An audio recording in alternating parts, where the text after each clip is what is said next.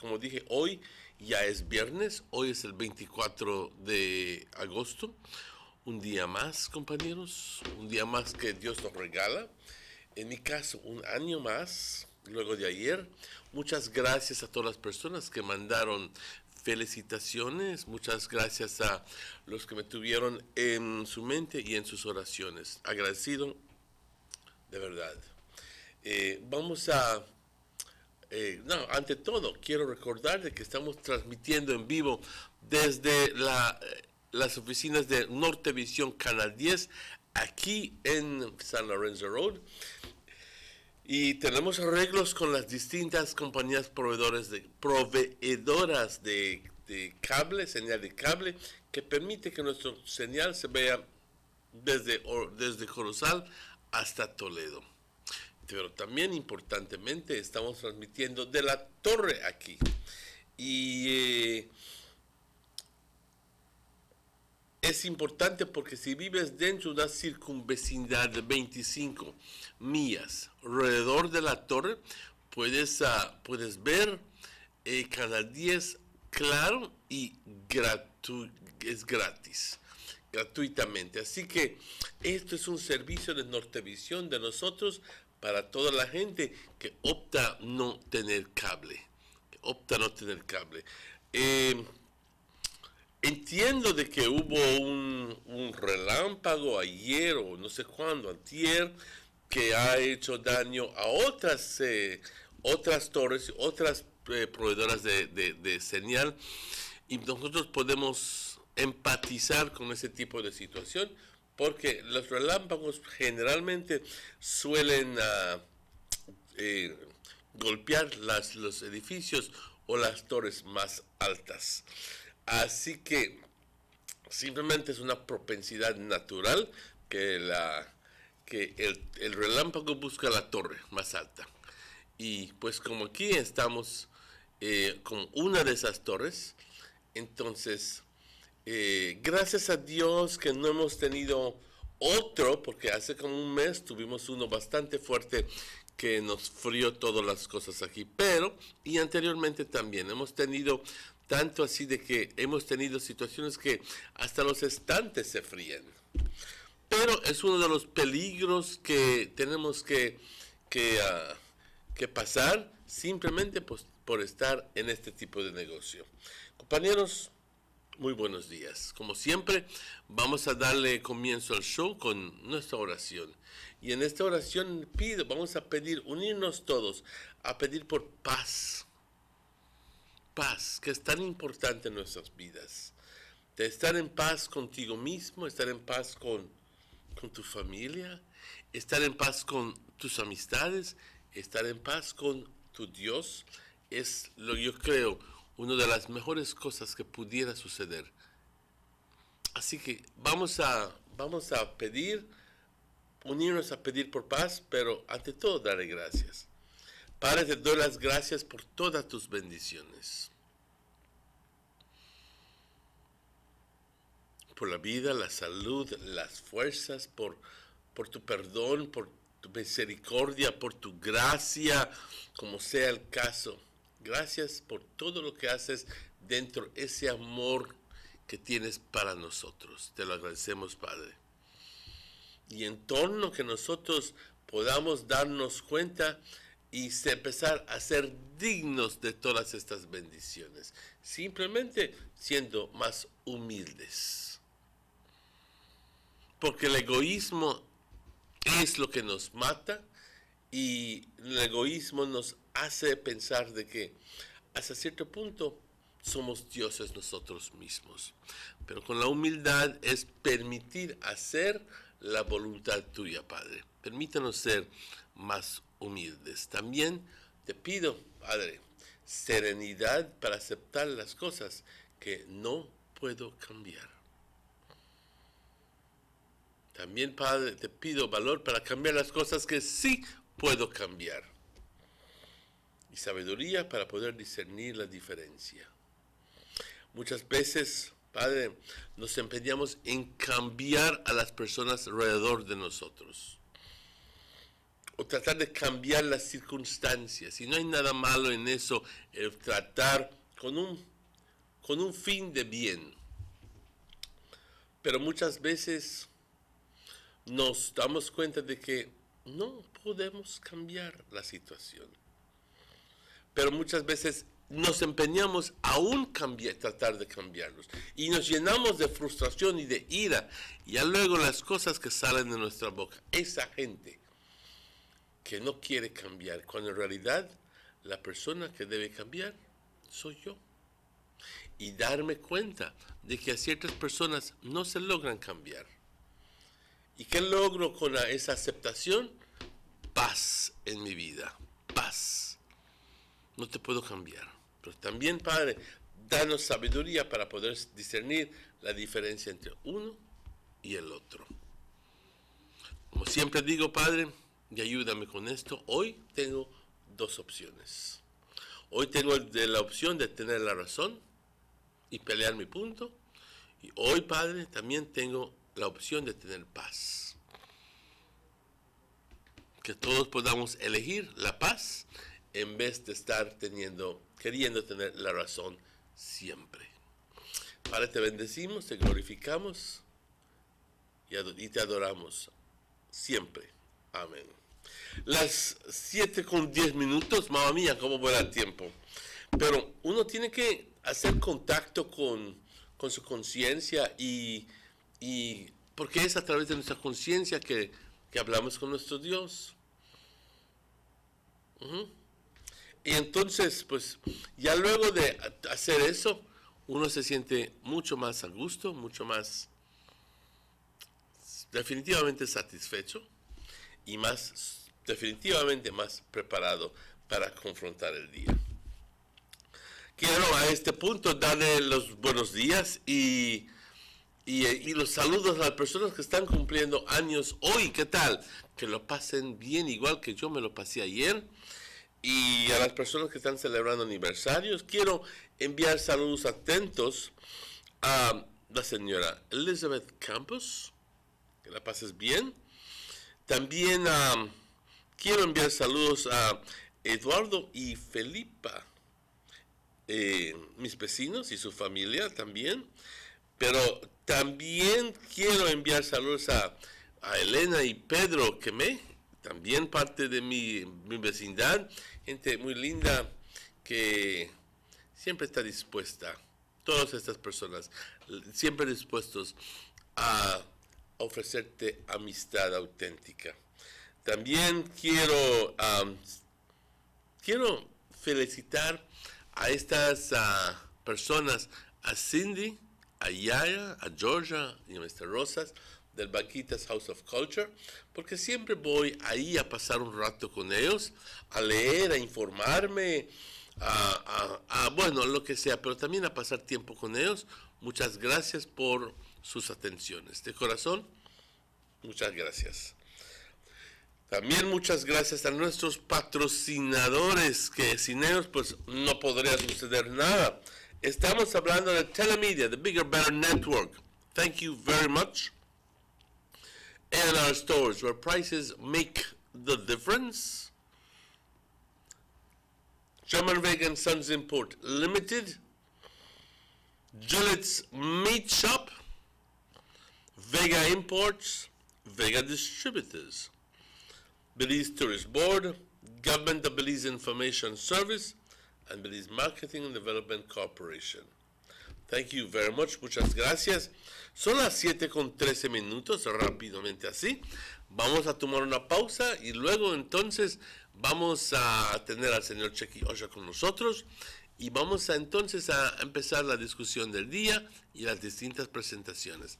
Pero primero, estos anuncios. Freshly extracted local honey, perfect for today's dessert. And these locally produced onions, they are just the right size for my popular onion rings and hamburgers.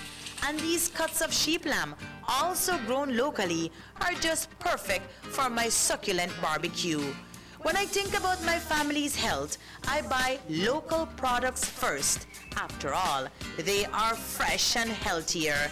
And if you do the same, you're shaping a brighter future for your community, your family, and yourself as local spending circles back to you. Remember, when you buy local products, you are building a better Belize. This message is proudly sponsored by the Food and Agriculture Organization, European Union, Ministry of Agriculture, and Belize Marketing and Development Corporation.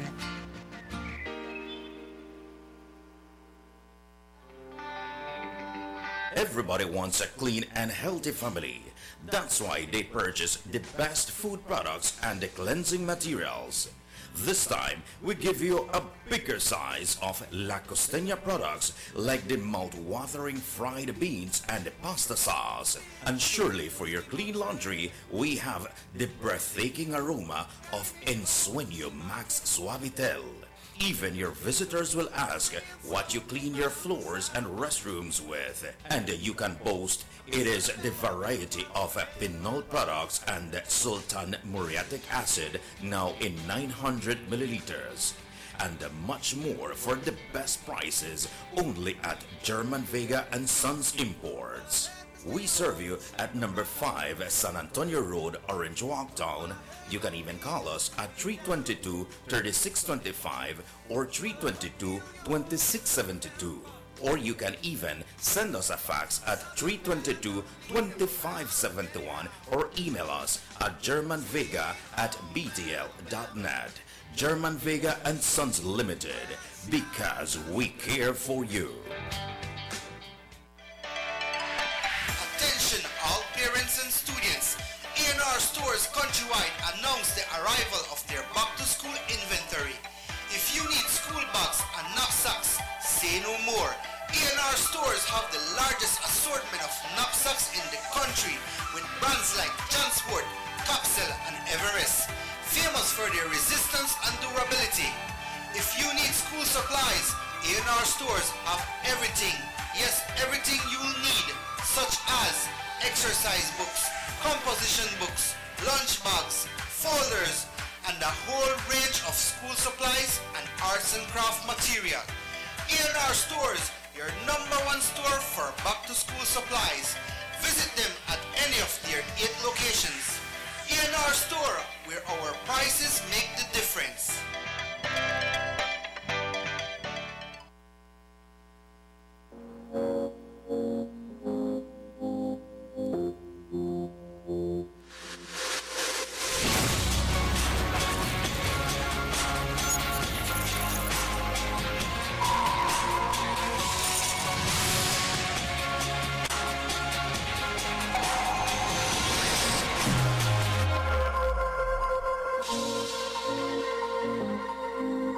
Up today.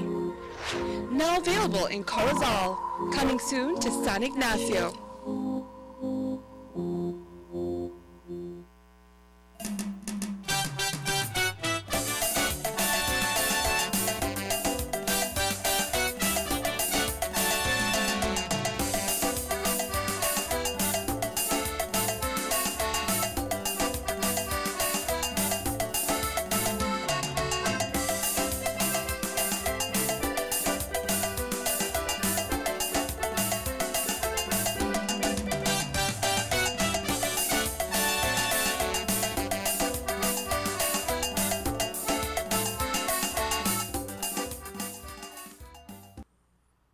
Welcome back to the Sugar City Morning Show. It is exactly 17 minutes after 7 o'clock.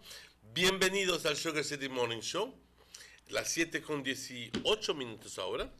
Compañeros, it is always a pleasure to say good morning and welcome to my good friend, Robert Checky Usher. Good morning, Checks. Good morning, Pa. And welcome to the show. How are you? I'm good, I'm fine. You're having some commitment this weekend, going to play outside of Orange Walk Town?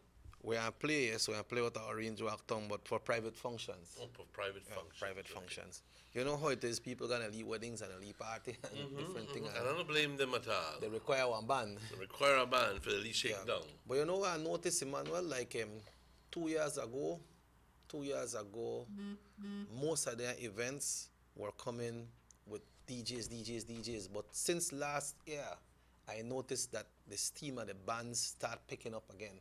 There is some weekends in Belize right now that you can't get one band, you know. Because we don't have much bands anyway.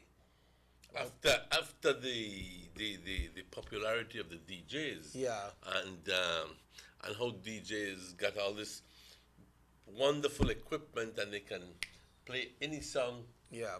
you know, and you got the real thing. But then again, they're not the same thing. They're not the same thing. But the bands had to step up in a little way to try to get some of these start to adapt some of these same music that DJs play. We can't play all of them play because it's not pertinent, it's not band friendly. How many members in your band? 7. 7. We got 2 keyboard player.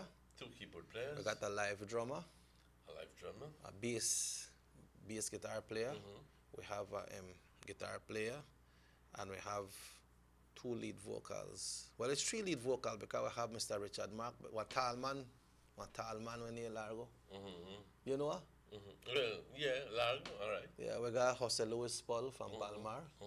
He's the Latin singer. And then we have Jasmine Samos, the girl that does the Latin music and the different carnival songs. That's what she does. Then we got, But you don't have any brass. no, we don't have no brass. We don't have, I call upon brass players long time, but so far nobody show up. What happened is we don't want to get some brass player, but we try to see if we could try to get someone and just coming out from music schools, from maybe from CCC.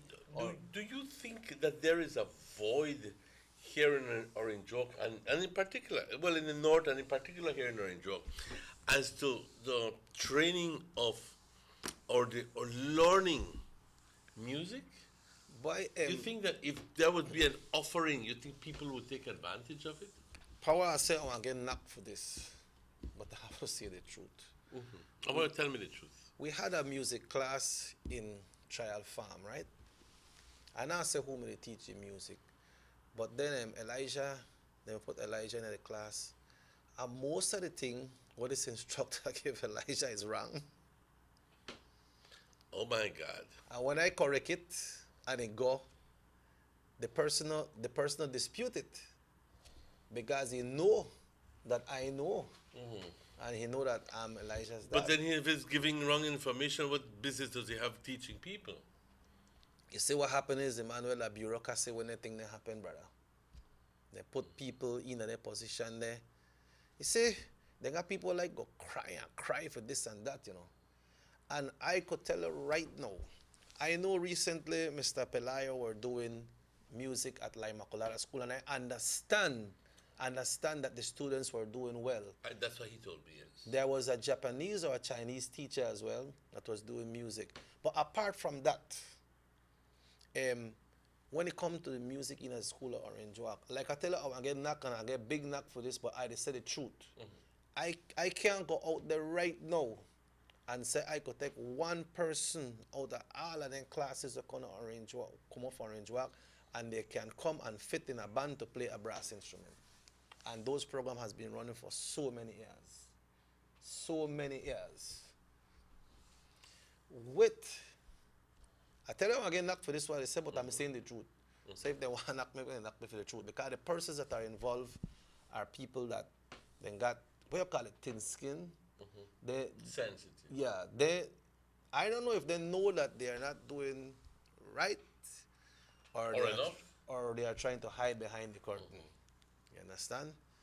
And that is the reality, man. I hear them poor picnic sing and play the national anthem front of the Governor General, Emmanuel. And we all know that the Governor General knows about music. He's a big patron of the music, of the arts. Right. Yes. So he can listen to something and know if it's right, you know. He doesn't make any reaction, but I know he knows that it is not right. It is not correct what the kids are playing, and it's unfortunate for the kids.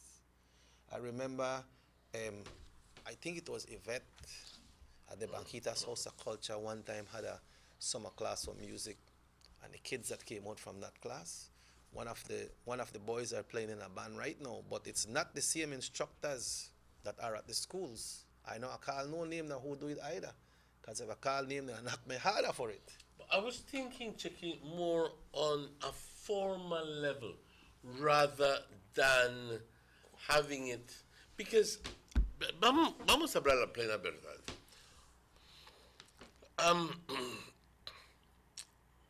I enjoy watching the big bands, especially the Rose Bowl parades, January 1st, New Year's. Yep. And all of these university bands, man, give me that the marches and their competitions. I just love it.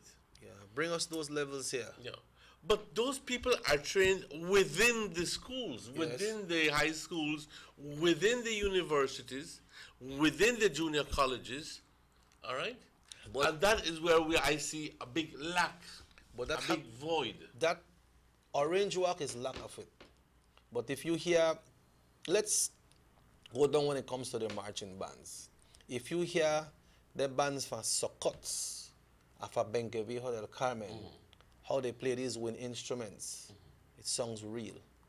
Corozal, why you feel like them bands they always win? We have Corozal, CCC. When they come out with them, you heard Corozal winning and winning and winning, right? Yes. Have you heard them perform? Yes. How they sound to you? They sound great. Because they are great. They sound good. So, if make you get somebody, the Orange Walk, to play one instrument, will come out of one band out of one school, it has to be either from the west or from Corozal. Why not people from Orange Walk? I think the right persons are not put. You see, Maurice, they get on my case. The right instructors are not put in the schools to get the job done the right way. I'm getting knocked for that again.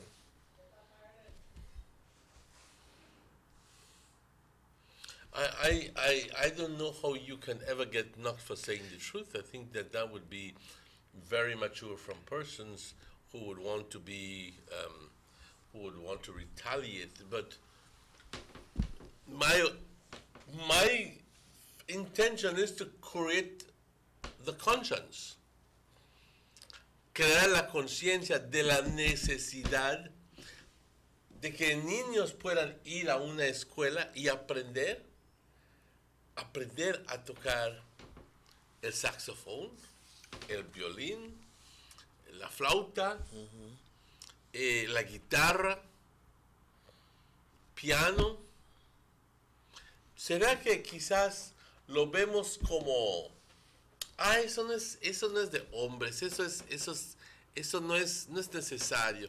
Nosotros aquí lo que tienes que aprender a hacer es cómo darle vuelta al machete. Yeah. No. You see, in the music, Emmanuel, they have two types of musicians, you know.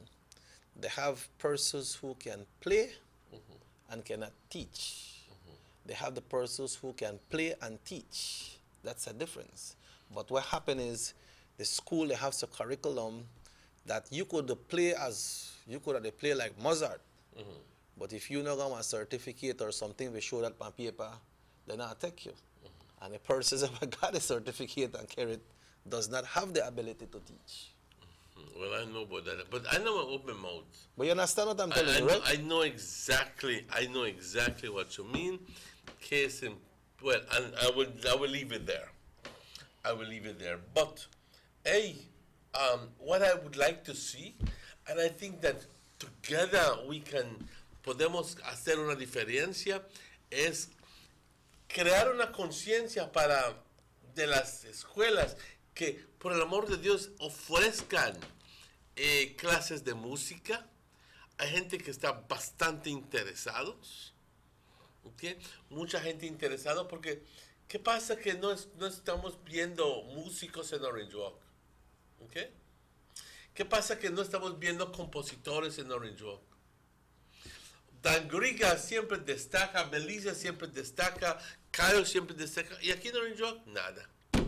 Yeah, I understand right now, Emmanuel, that the Dean of Muffles Junior College is working to put a choir together right now. That is still music. Because the choir entails violins, they include You could also use brass instrument in a choir. Of course. Depends on what level you want Well, to you take have it the to. Mormon Tabernacle Choir in what is it, in Utah? And they sing, they perform wonderful. When you listen to some of the orchestras there, Emmanuel, when they play some of the Christmas carols, it's so enjoyable. Of course. You don't want to stop listening. Exactly. So Hey, and that music it open your mind in a lot of ways, like where some people get inspiration by going at the sea, but when time you just sit down, you hear the choir and they play with the orchestra, all the different instruments, 150, 200 persons in that orchestra, coming strong. But they have a nice orchestra that is city. I believe the instructor is Mr. Colville Young Jr., the son of the Governor General, Junior. And I've heard them perform already, and it sounds real good. Hear the flat notes or people playing out of beat. It really, really sounds good. But we have a text here say, I want Kifan Iglesias to know that we place him in God's care from today as today in orientation day. May he have a productive day here from his dad, John, and mom, Fleur. All right, so Kifan is going to high school today. That is Fleur's grandson. And see, somebody is sending here to, hey, Checky, please call the name and the instructors. Emmanuel, no. Like you remember the Go-Go's have a song say, our lips are sealed. Our lips are sealed. You remember the song, Joe? I could talk to me private, and I can tell you. But over here, Yeah. But I could check in with the Belize Med Service. Yes, and then we can get on, because you hear that Minister Faber has come up with a contribution to the Belize City Council for the municipal fair to take place. I heard that this morning. So we know the real up attack to lot of things, because the minister country will have to commend him for that. Certainly good, and we are glad to hear that. That is good news, because it's two different parties working there. Right. One, to put the final, put the icing on the cake, just quickly, if you were to be asked, would you help teach young men? I have been asked more than one time. But the thing is, like I tell you that you have the ability to play, but not meaning to teach. I just believe that I have to be more optimistic with myself. Because More believe in your capacities. Yeah, right. And what happened is, because you see, if you don't got a practical way of playing, all you have to do is to go online and take a course, and it doesn't take long. Then I saw somebody tell me, you could do the job. Why you go to Chetumal and telling people to print out one certificate que fuiste a la Universidad de Quintana Roo de Música, este licenciado, somebody say something about it, and carry that to school and get your job. La Universidad de Tres Bejucos. Yeah, But I never really gone through that. But I have been involved right here in Trial Farm School, and not because I have a music teacher. They had, because he's not there again. And for what reason, I won't say. But the people from Trial Farm School know. But what happened is the class, Elijah class of Standard 4 were asked to do a presentation in music. And we had 2 weeks to get the music together. So I tell them, well, you know what? You'll learn to play the keyboard from now until that presentation.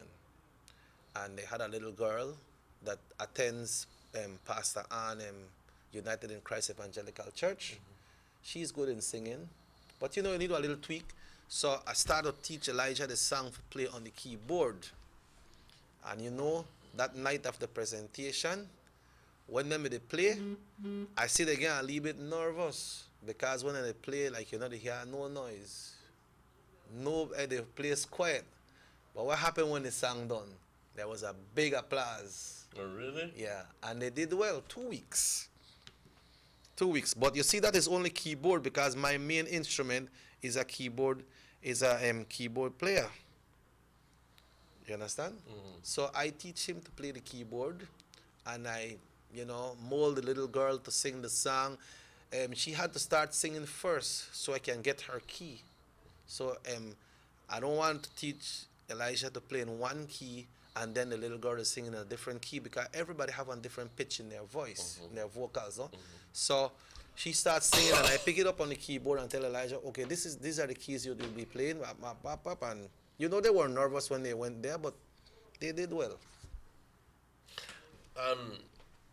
Ya que estamos hablando de esto, vamos a ir rápidamente al weather forecast porque tenemos que ver qué es lo que está, qué es el pronóstico para el día de hoy, y luego entonces regresamos porque esto es muy importante. So quickly, let's go to the general weather forecast. Thank you, Chicky. The general situation says generally fair weather prevails. As a matter of fact, this morning when I was coming to work, it was clear blue skies. One or two little clouds, but hey, it was beautiful skies. The 24-hour forecast, it says sunny with cloudy spells today and partly cloudy skies tonight. Showers or thunderstorms will be generally isolated, except for slightly more over the south tonight. As always, the south always gets a little bit more than the rest of the country. The winds blowing from the east at 5 to 10 knots. The sea stayed slight to light chop, in other words, barely moving.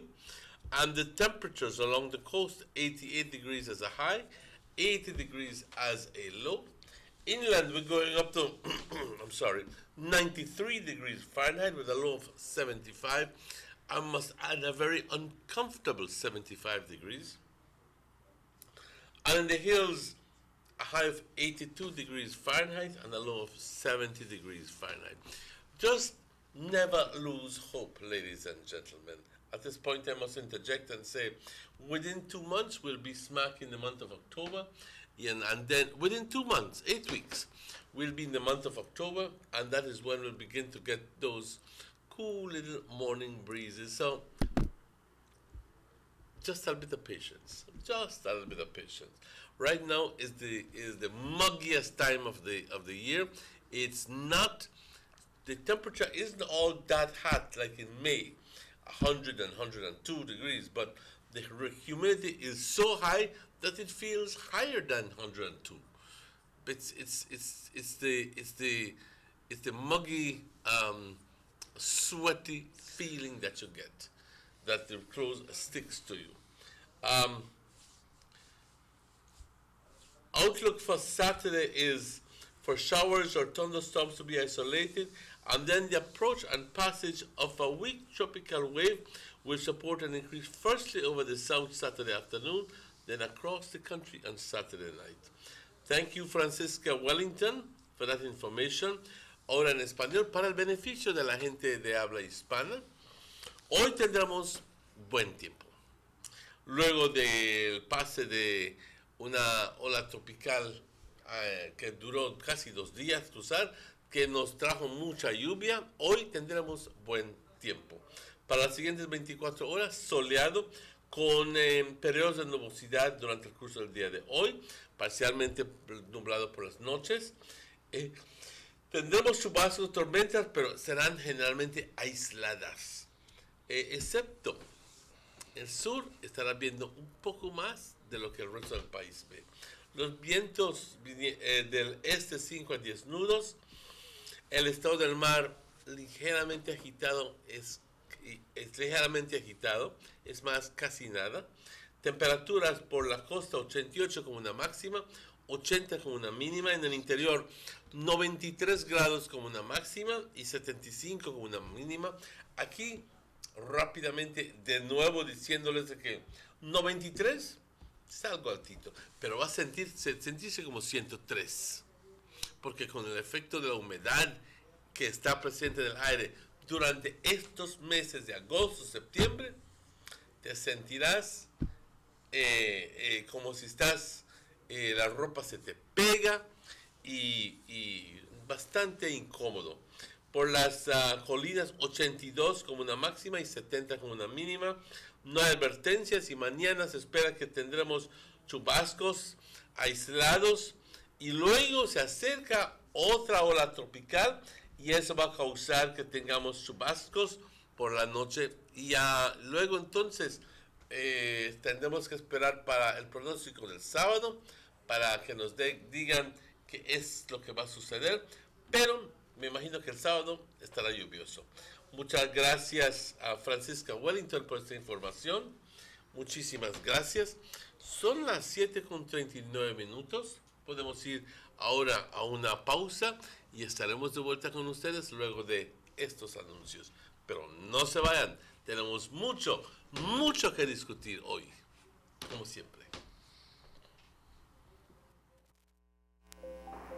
Kenneth Richards, and I'm representing Cellular Plus, where we provide sales for cell phones and cell phone servicing and also TV repairs.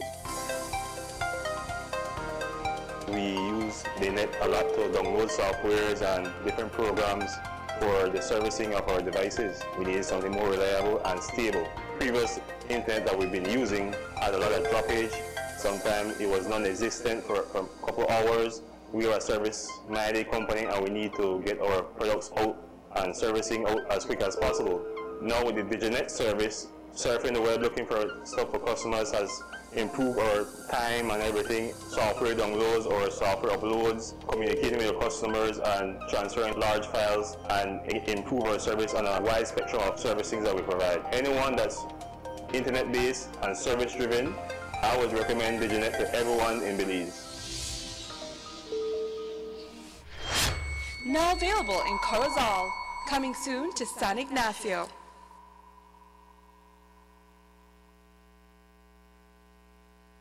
You have an 8-cylinder powerful engine disguised as an aluminum alloy that spins at 8,000 revolutions per minute. Goes like this. You think it's a turbo?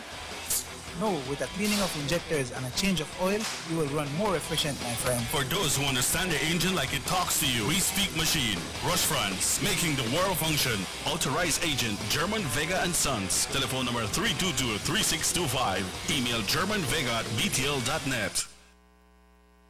Did you know that if you are an owner or operator providing accommodation for cash purposes to any local or foreign guests, regardless of its location in the country, you are required by law to register with the Registrar Hotels at the Belize Tourism Board? Did you know that? Section 27(1) of the Hotels and Tourist Accommodation Act, Chapter 285 of the Substantive Laws of Belize, Revised Edition 2011, makes it mandatory for you to register with the BTB. For further information, please contact the BTB by email, telephone, or fax. Motor 5.0, 4 válvulas por cilindro. Todos quisiéramos una. Como que no agarra, ¿no? Siento como que se le pega el balancín. Vamos a darte el aceite que te mereces. Vas a correr como rayo, preciosa. Los que oímos más allá de las revoluciones, hablamos máquina. Rush France, poniendo el mundo a funcionar. Agente autorizado, German Vega & Sons. Teléfono 322-3625. Rush France. Before we signed up for DigiNet, things at home were a bit... Mom, Kata's having up the internet. Chaotic when it came to the internet. But since we signed up for DigiNet, fiber optic internet for your home, everything has been going awesome. Everyone can be online at the same time, consistent and reliable speeds, no more fighting for internet. It's a mother's dream. It's so affordable. I got a 20 megabyte plan for only $169 monthly.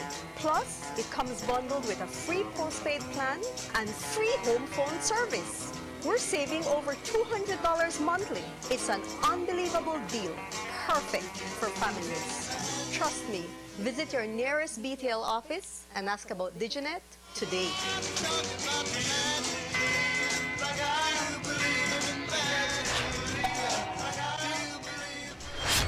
Now available in Corozal. Coming soon to San Ignacio.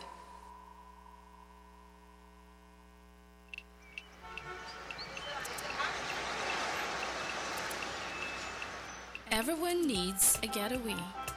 Why not make it in your own backyard? Learn the history of your old capital.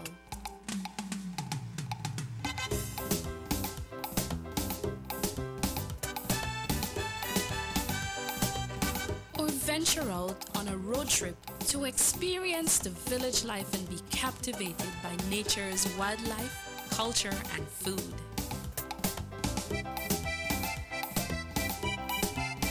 Belize, where you can discover how to be a Belizean traveler.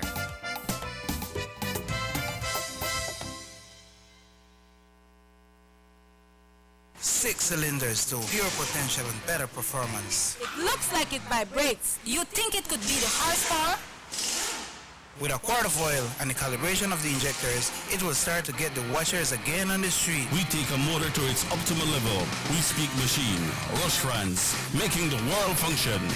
Authorized agent, German Vega & Sons. Telephone number 322-3625. Email germanvega@btl.net. Hey!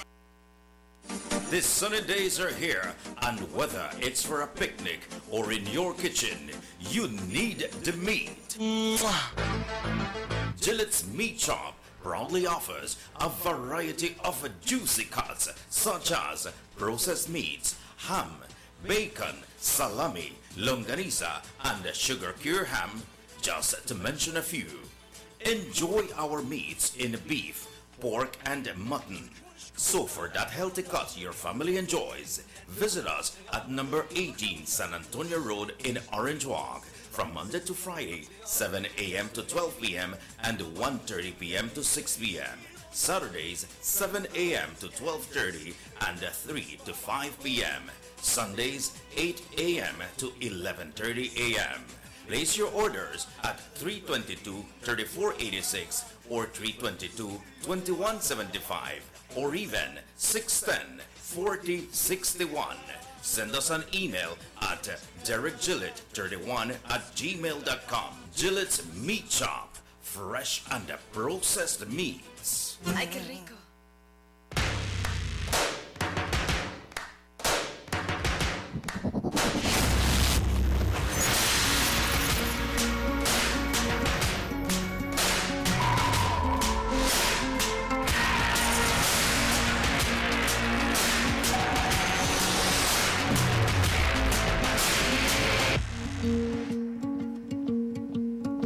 Sign up today. Now available in Corozal. Coming soon to San Ignacio.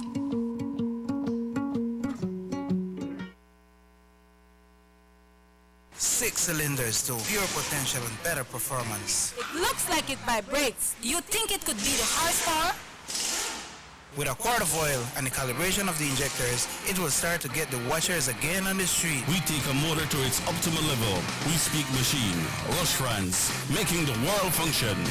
Authorized agent, German Vega & Sons. Telephone number 322-3625. Email germanvega@btl.net.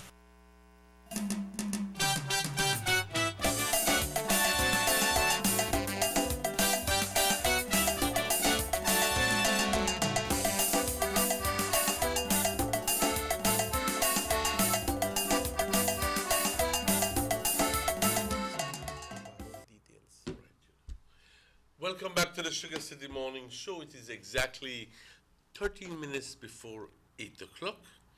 And, you know, 1 minute you are alive and the next minute you could be dead. And why is it that I'm saying that and in such a harsh way? Well, of late, a number of people who are rather young, who obviously you don't expect them to pass away. Well, that is exactly what has happened.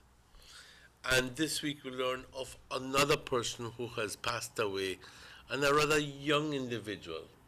Right, Checky? Yes, yes, yes. And someone that is known to the entire community. Yes, a particular, I think that my sister just bought a vehicle from him about maybe 3 weeks or a month ago. And we're saddened to announce the death of Mr. Darrell Flowers. Darrell Flowers, who came as a shock to a number of people. He died of a stroke. Yeah. He died of, I guess he must have had, he must have been hypertensive, and very possibly, something was bothering him or was not taking his medication or some combination of both. But it turns out that, ladies and gentlemen, we've been seeing this more and more and more. And it is worrisome. It is worrisome that now men are dying in 50s and 60s. If just pause and begin to appreciate this information, and believe me, you will come to the conclusion that something is definitely wrong. Okay, something is definitely wrong. And is it what we eat? Is it that we worry too much these days about things? Is it because the pressures of the family are causing us to, or are we becoming too indebted? It's easily could be a reason. Is it because I don't know, you know?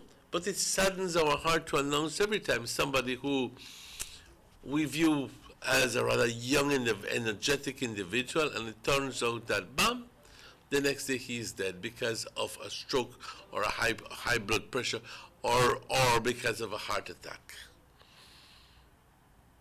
You do have some more information to give us about that? Yeah, what happened is Darrell had a stroke. He was admitted to the KHMH, and inside the hospital, one next stroke hit him. And that was what took him down. You know, Darrell is a person, you know that he also did community policing as well, right? Mm-hmm. Yeah, usually when we have the Tacos Fest, he works with us. And Darrell is a person that you could always talk to.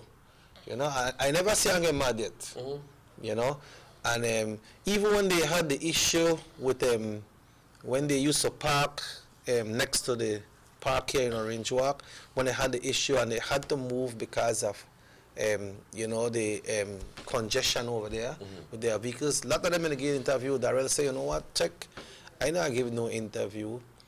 Make them guys start, I support them, but I support what they may I say as well. If we need to move, then we'll move. That just a matter of time for people know we're there. You understand? I remember I met him in New York one time on a big bike. Boy, Darrell came away from New York to Yonkers on a bike. Look, yeah, I never get that ease until I reach Yonkers. But anyway, he knew what he was doing. You know, he lived in, after he came back from the States, he lived in Carmelita, you know, and unfortunately, 2 days ago, he passed away. There will be a wake in Carmelita on Saturday night at his residence, and Sunday, 11 o'clock sharp at the, which church I have there? Bible Chapel. Yeah, at the Bible Chapel Church in Carmelita. That's the one that's on the main highway. If you're coming from Orange Walk, it's on the left-hand side. You will see the building right there. There's no way you can miss it. If you go and you know, say no crowd gather, then you just keep on going. It's around the area where Dulles has her residence. I think there has a Chinese shop there. Is on the right. Yeah, but it's on the other side. But in that area, in that area. So the funeral will be 11 o'clock sharp on Sunday, because I understand there's 2 funerals that day in Carmelita. So it has to be 11 o'clock sharp. So this Sunday, 11 o'clock sharp, the funeral for the late Darrell Flowers.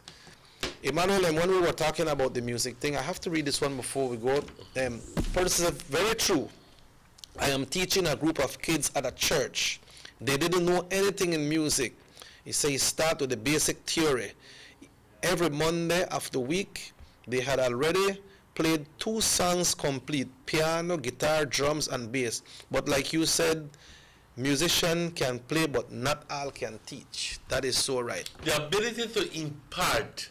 Yeah, that's it. That's the word. Is an ability that not everybody has.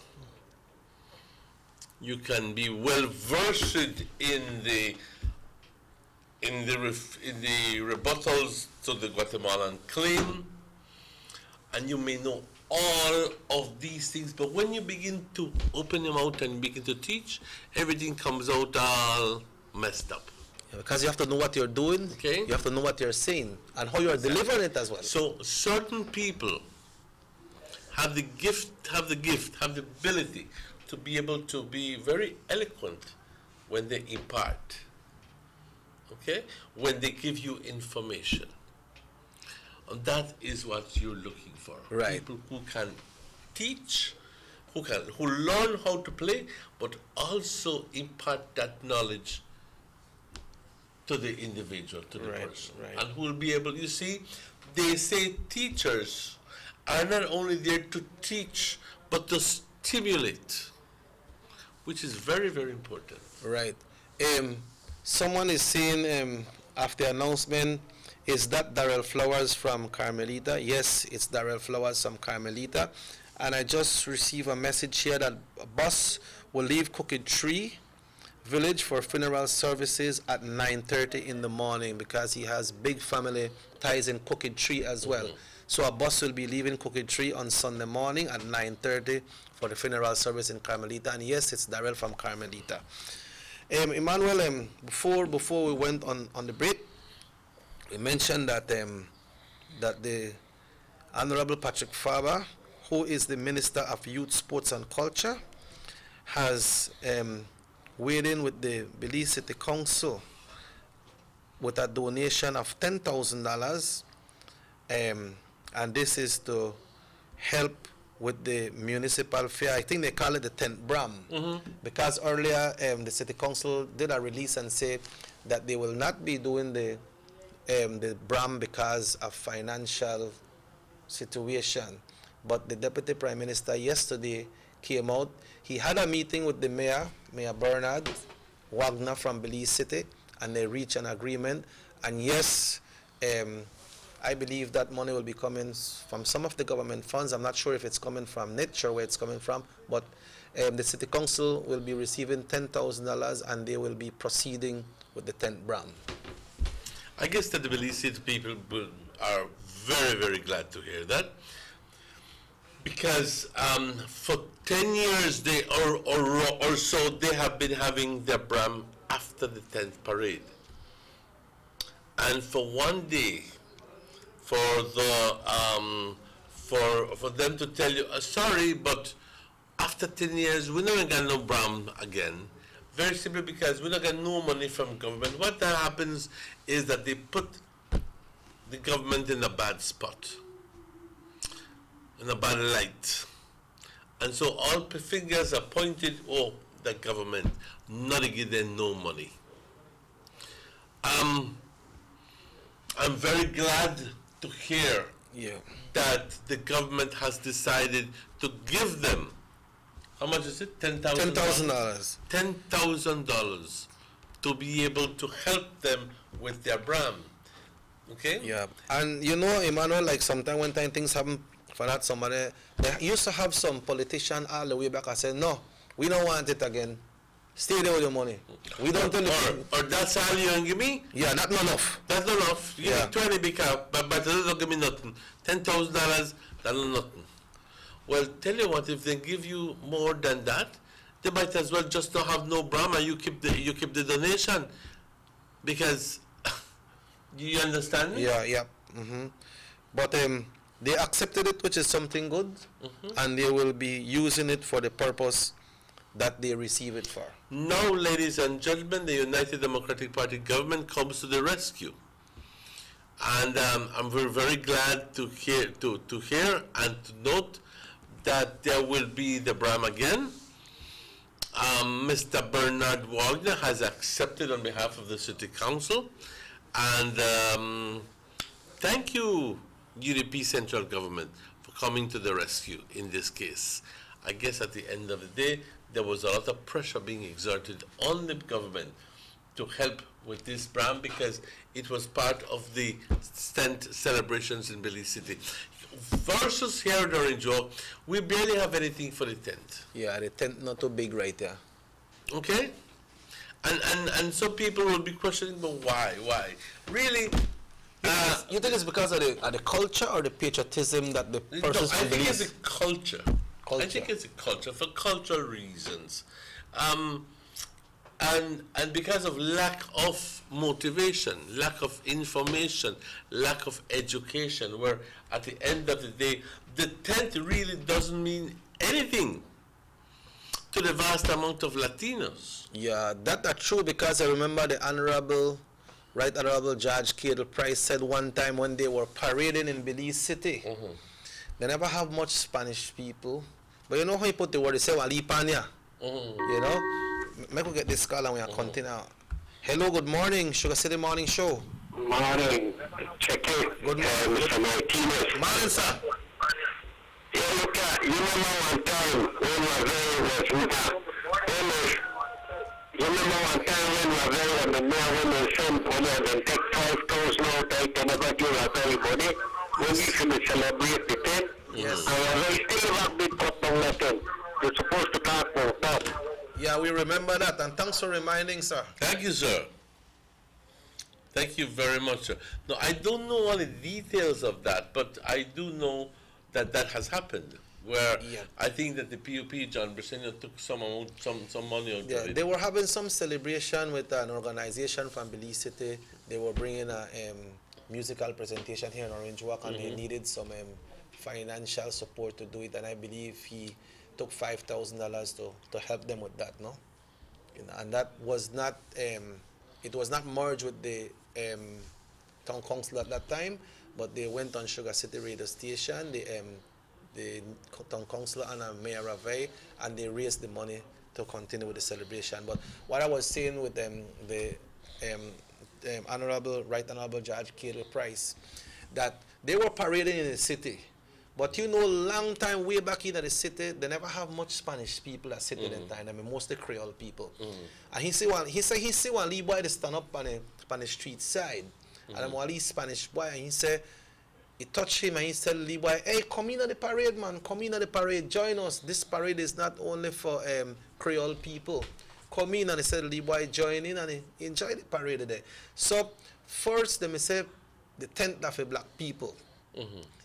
And then he me go further that one time and say, okay, we have independence now. 10th of UDP and 21st of a PUP. Not the politicians saying that, you know, people. People say, well, we not celebrate 10th, because enough for we that for the UDP. So only the UDP for celebrate 10th. It took going to the, or not going to the ICJ, but it took the discussion of going to or not going to the ICJ to note the importance of St. George's, of the Battle of St. George's Key. Ladies and gentlemen, the Battle of St. George's Key, if it was a skirmish, if they fight with 2 pieces of stick, doesn't really matter. If that was they had people with coconut boy stick, it don't matter. The point is that there was a confrontation between the Spanish flotilla and the English and the British settlers, the Baymen. Right. And that confrontation was the last confrontation between the Spanish and the British here in Belize. The result of that battle gives the Baymen the right to say that they won the battle because they drove away the Spanish. And with that, they drove away Spain's rights to the territory of Belize. I would like at this moment to quote a little bit from Mr. Assad Schuman's presentation and also the presentation that Mr. Eamon Courtney did. And it says, with the greatest respect, it is clear that the Guatemalan position does not reflect any understanding of the very essence of the international law principle of adverse possession. What is adverse possession? Okay. Slightly similar, slightly different than the right that you have by conquest. But we're going to get there. In paragraph 33 of the reply, they state that the, quote, the Belizean argument, listen to this, indicates that the appropriation or the possession of something belonging to another carries as a consequence the acquisition of title over the thing. Following this crooked reasoning, the thief that appropriates something belonging to another would also acquire each day after the theft a better title, unquote, the following, and they seek in effect to laugh at such a proposition. Well, they can laugh away. But it happens to be exactly so. They also have the quaint idea that the acquisitive prescription depends on the territory being terra nullius, and to great lengths to prove that the territory in question was not in fact terra nullius. They need to. You see, Belize's case relies on a number of things. The legality of the case, and also on two basic international laws, tenets of the law, which is acquisitive prescription and also a historical consolidation. What this means, St. George's Key, the Battle of St. George's Key was very important, where at the end of that day it was clear that the Spaniards had retreated from the area, and now that area no longer belonged to Spain. Very simple. You wild somebody out our yard, and the man said, bye, check in this property after me, you know, and you take your machine and you wild that sucker out our yard, and then the person runs away and never come back. What that tells you? What that tells you? Well, that for you. That for you, and that person has decided that it is yours. But he may know from time. He may know from time. But so you try to see how he go warrior out.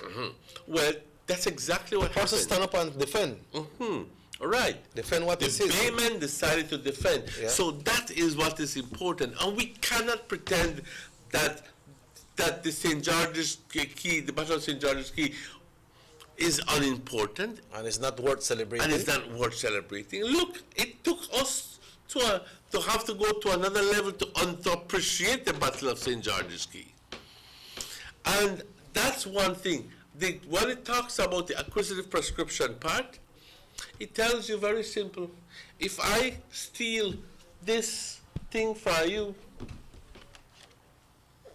and I go with it, the longer I have this in my possession, the more it belongs to me. And after so many years, like it or not, that belonged to me. Maybe I might have stolen it from Checky, but now this belongs to me. Thank you. You bring it back. Okay? You understand what that means? That is the theory of acquisitive prescription. And that is what is used to defend the title from Sibun to the Sarstoon. Okay? We literally stole it. We literally stole it from Spain. That means that Guatemala was never the owner. So how you can give back anything to Guatemala when Guatemala was never the owner? So like if you take this belongs to me, you take it. And then when you take it, Morris to come and claim it, and he not got nothing to do with this. Nothing. The longer I have it in my possession, the more it belongs to me. Very simple. So make we celebrate. Make we celebrate. Today is the last day that Mr. Saldiva, Ata Saldiva, can do what he needs to get done. Today is Friday, and the convention is set for this Sunday in Belmopan. And today we're going to get supposedly some sort of pronouncement from the court? I don't know if there's a pronouncement from the court or from the party. Because the party said they were inform Ata. Nothing come out yesterday if they inform Ata. So, but we don't know if Arthur gone a court, try put down an injunction or whatever he planned for do, no? But then what happened is the party chairman said they will respond to Arthur. They never said I win. But like you rightly say, the longer things get, the longer things take, it's worse for Arthur because ballot papers need to be prepared. And if you're prepared and the party decide Arthur no around, then Arthur name not on paper. I'm sorry for Arthur. Stop the laugh. I'm sorry for Arthur. But the man, they try. The man, they try. You know how much time they don't kick out that they're hard, man, move. We don't want you. We don't want you. But you know and the give man up. still insists. Yeah. And the man still insists. You know what I mean? And no care how then slap on 2 times, man. Why move around here? And it's still around like a dog. So you think the party want to play out for the man for make time play out for now? When you look Friday evening, everything closed and nothing happen. Convention go through Sunday. The question is, how will Arthur respond to that? Why? That man. Will he have an injunction? I wonder. In place? I wonder if they would compensate or give back Arthur the money where he says spend. You think that Arthur is doing this for the money at the end of the day? Just a question. Why? I'm not sure. To me, it looked like the man really want to run. It looked like the man really want to run, and I guess for him give up for the sake of the party, that's why he made a call out for the money. You think people are getting any sort of admiration for the man for his tenacity and his stubbornness? Well, of course, they have people that support the man. But you think that he's getting more out of all of this? Or do you think that he is just being viewed as a fool? Well, I don't think they view as a fool because the way it looked that the party, they tell him playing, we don't want you. So people look at the man and say, man, this man, what they go with this man? But the party said they don't want you, so... Is he getting any sympathy from the population, from the populace? In other words, is he gaining any more popularity? Because at the end of the day, you question, politicians, you have to question their every single move. And if at the end of the day they do this, they can be gathering, unknowingly, they can be gathering some sort of sympathy from the population and say, poor Arthur, make a vote for him because that's the kind of man I want. Stubborn and tenacious and committed, that's the one I want. Not like the other one, you know? Right? You see, he really wants to serve the people of Belmopan.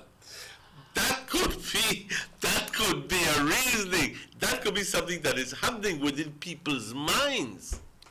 Yep. You understand me? But then... Well, I had to laugh when I said that because as improbable, it's highly improbable. But then I know on the Arthur the Bile. What do you mean? They got an expert to a hat right now too. Oh, talk to me about that one. Belize Rural Central. Are you think they happen there? Think they happen there, boy. We have one gentleman who made up on the ground, they work for a long time, and Mr. Giovanni, how is pronounced? S-O-L-O-R-Z-A-N-O. S-O-L-O-R-Z-A-N-O. Solorzano. All right. He put a post, he said, today I am withdrawing my application. I can make sure I get it correct. He said, today I'm withdrawing my application to run for standard bearer for Belize Rural South for the respect of our party, our parliamentarians, and our people. I shall say no more. To my supporters, I apologize for sure. I for sure know how much you are depending on me to deliver. God bless our country. PUP Adelante. Then like I say this one, we come in before, he said we are ready for a change. Let's register today and ready to vote for the referendum and upcoming election. Let the people decide who is the candidate, but he still says PUP all the way. So this one, the story comes from, say another PUP rejected by PUP, and who for months now has been campaigning for the PUP representative for Belize Rural South was flatly rejected just Wednesday. He expressed his enthusiasm in registration process, and one day later he withdrew his candidacy. The reason for his rejection is unknown, but the government one different one for that way, higher than this. This is Mr. René Skeen. Yeah. What happened is, we understand that Mr. Skeen has won 4 elections in Ladyville, which is part of the Belize Rural Central. When you say 4 elections, what kind of election? Village Council. All right. As chairman. He has represented Ladyville. But what happened is now, I understand he was campaigning from his interview. He had an exclusive interview yesterday and also this morning a live interview. He was saying that he has been campaigning and going around and touching base with the people. He have the campaigners together. And then he said some persons from another camp, from Ms. Dolores Balderramos Garcia, was around saying, this is his words, quote unquote, that they are saying not to support Mr. Skeen in his campaign. No, this is our same PUP. Yes. Then he also said that the party, somebody from the party tell him, hey, some months ago the campaign too hard. Slow down on the campaign and make we deal with registration. He adhered to that. So now he's saying that now the party chairman, Carla, somebody from the party, call him saying that they want to have a meeting with him. Like if he's calling today, want to have a meeting with him. Call Mr. René Skeen to tell him that they need to have a meeting. Yeah. The central executives need to have a meeting with Mr. Skeen. Yeah, I'm not sure if he asked them what was the meeting about, but the person told him, can you come now? And he proceeded to go and he said the party chairman told him, you know, it's hard for me if I have to tell you this. But I don't know what the words, but what it came out to is that the party has support for somebody else, and in the name of Ms. Dolores Balderramos. But that he can still continue running, it's just that he will not get any support from the party. That they will be endorsing Ms. Dolores Balderramos Garcia. So if they endorse somebody, what happened to you? You're in or out? Well, you're out because they will be endorsing. So Dolores will be the only one. So in other words, he's being kicked out. Yes. Literally kicked out. And then the convention, wow. The convention is set for September 2nd, which is next week Sunday. Again, this is important, ladies and gentlemen, and forgive me for interjecting, but again, we have heard again and again and again. We heard in Toledo, we heard in Belmopan, now we heard in Belize, the dictatorial way of how the People's United Party is handling its conventions. It is telling people there is no democracy in the system. It's just telling them, you can't run, we don't want you, we endorse you, people will vote for you. And then the other person says, but I done the party campaign trail. And they tell us, sorry, una pateada del trasero, y eso es lo que el PUP está haciendo ahorita, en Ladyville, con Mr. René Skeen. Él es el chairman actual del Ladyville. He's not the chairman right now. Not the chairman? No, not right. Not, pero era, que fue el chairman y decidió él correr para Standard Bearer, para el PUP, para el área de Ladyville, Rural Central. Y estuvo haciendo propaganda y acompañando, y entonces un día lo llamaron y le dijeron, queremos tener una junta contigo. Y él fue y le dijeron, lo siento. Lo siento mucho. Pero el partido PUP está endulzando a la señora Dolores Balderramos. Así que tú, lo siento, no vas a poder correr, no va a haber convención y te estamos literalmente pateando y sacándote quitándote la posibilidad de correr. En un proceso totalmente cadente de democracia, me imagino que el señor René Skeen estará hecho un diablo, a menos de que sea un tonto. Porque ¿cómo es que le niegas a alguien el derecho de correr y representar su gente? Y ha estado envuelto en esto por meses y que tan de repente, porque Dolores Valderramos, que ha sido representante del área, decidió correr de nuevo, entonces, bam, bam, bam, voy, quítate hasta un lado, porque Dolores va a representar, y el Reneskin se queda con las ganas y en una forma completamente cadente de democracia, le patean el trasero a Reneskin y le dicen, fuera. But he is speaking out. He did a comparison with himself and Dolores Valderramos Garcia. So, Dolores won in Port Loyola in Belize one time, and she lost the next one. She went to Belize Rural Central, he win one time, and he lost the next time. So he said that sends a message. He said, but me, I got and I won 4 consecutive terms. And he said to somebody in the party, when you have the election, Reneskin is not on that ballot paper, name is not on that ballot paper to run. If you have 15 seats already and you're depending on Belize Rural Central, conk it out. You lost the election. You understand what I'm saying? Yes, I understand possibly. In other words, he's saying that the PUP would not win in Belize Rural Central. That's what he's saying. And that comes from one of the biggest PUPs in the area. Yeah. So if you don't Por la forma dictatorial que está haciendo las cosas del PUP. Negándole la posibilidad de una convención a su propia gente. Y ellos escogiendo quién quieren que corra, quiénes son los que ellos quieren, a quién pueden amansar y a quién pueden poner en su lado de ellos, sin que tengan que estar preocupándose de apaciguar a ciertas personas. Ese es el PUP, ese es el partido que quieres como gobierno. Ese es el partido que quieres como gobierno, piénsalo.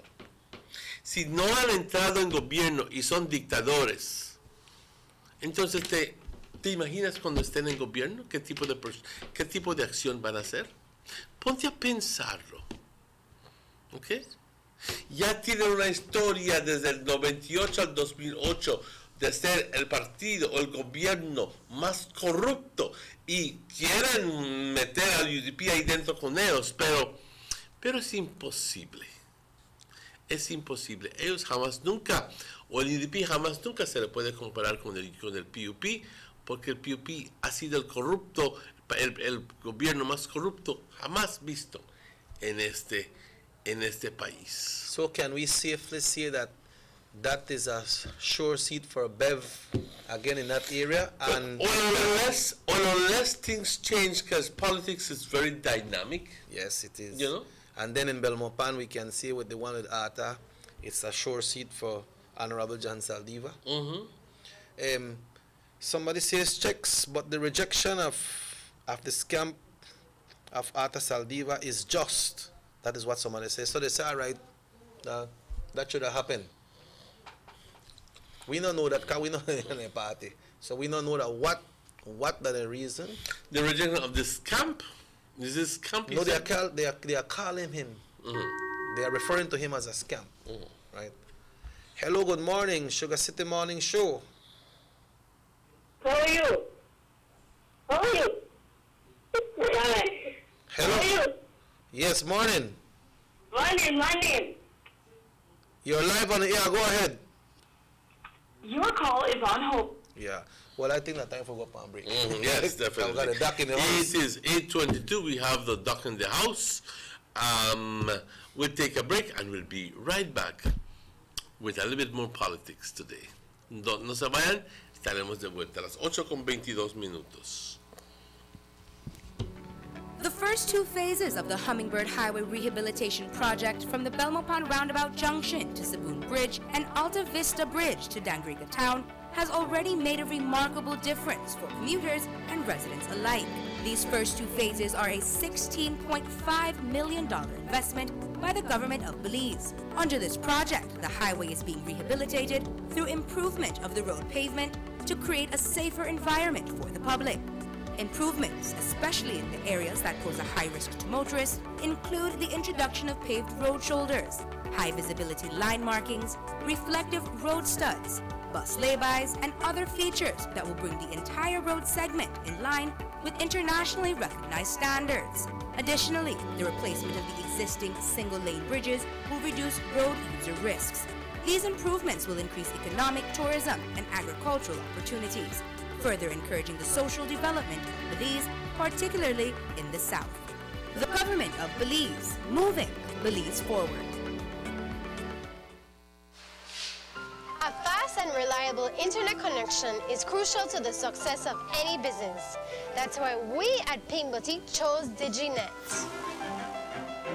Not only is it affordable, but it is service we can depend on to keep our business running 24/7. Plus, our DigiNet business plan allows us to stay ahead of the competition. For only $99, we get a dependable fiber connection at super fast speeds. Visit your nearest BTL office and ask about how DigiNet can enhance your business today. Now available in Corozal. Coming soon to San Ignacio. Notice the residents of rural communities in Orange Walk and Corozal districts. If you value your health and your children's health, you will dispose of your garbage only at approved sites.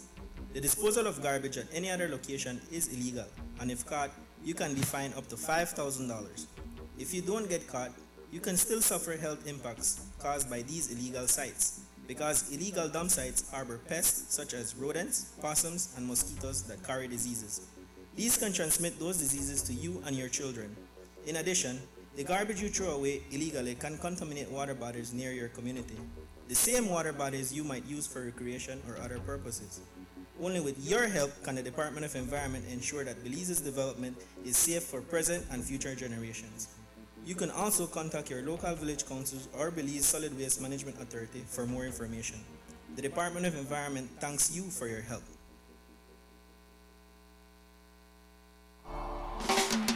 There's no need to go across the border to enjoy sun, sand, and crystal blue waters. Belize's northern islands and reef are just a boat ride away. Go slow and immerse yourself into the Caribbean Sea or enjoy some fresh coconut water. Or pick up the pace on an island where locals can enjoy sandy beaches by day and feast on your fresh catch by night. Discover the Mesoamerican Barrier Reef and submerge yourself into another world where you can experience a traffic jam you will want to return. You can also make new friends along the way.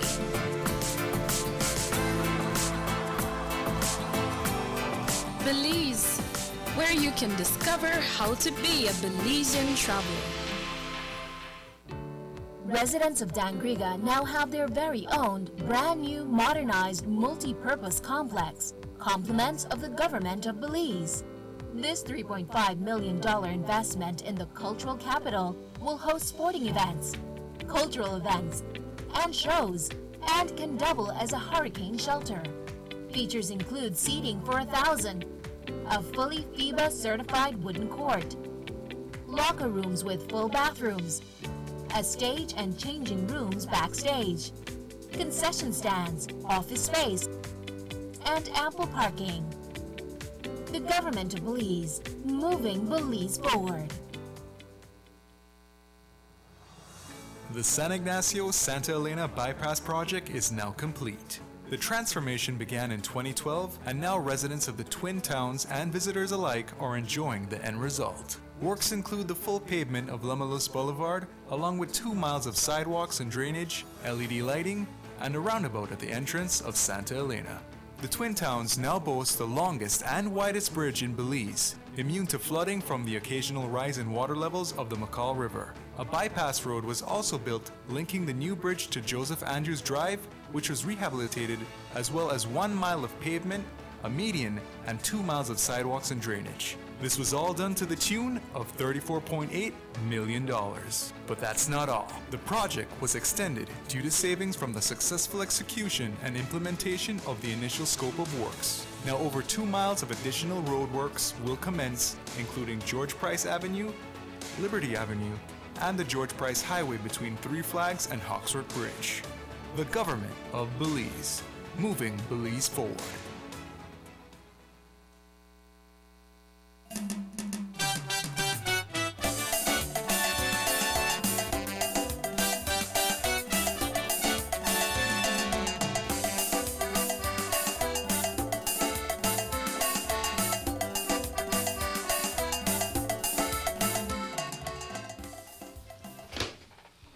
Bienvenidos de vuelta al Sugar City Morning Show. Welcome back to the Sugar City Morning Show. Today is Friday, the 24th day of August, and it is always a pleasure to say good morning and welcome to Dr.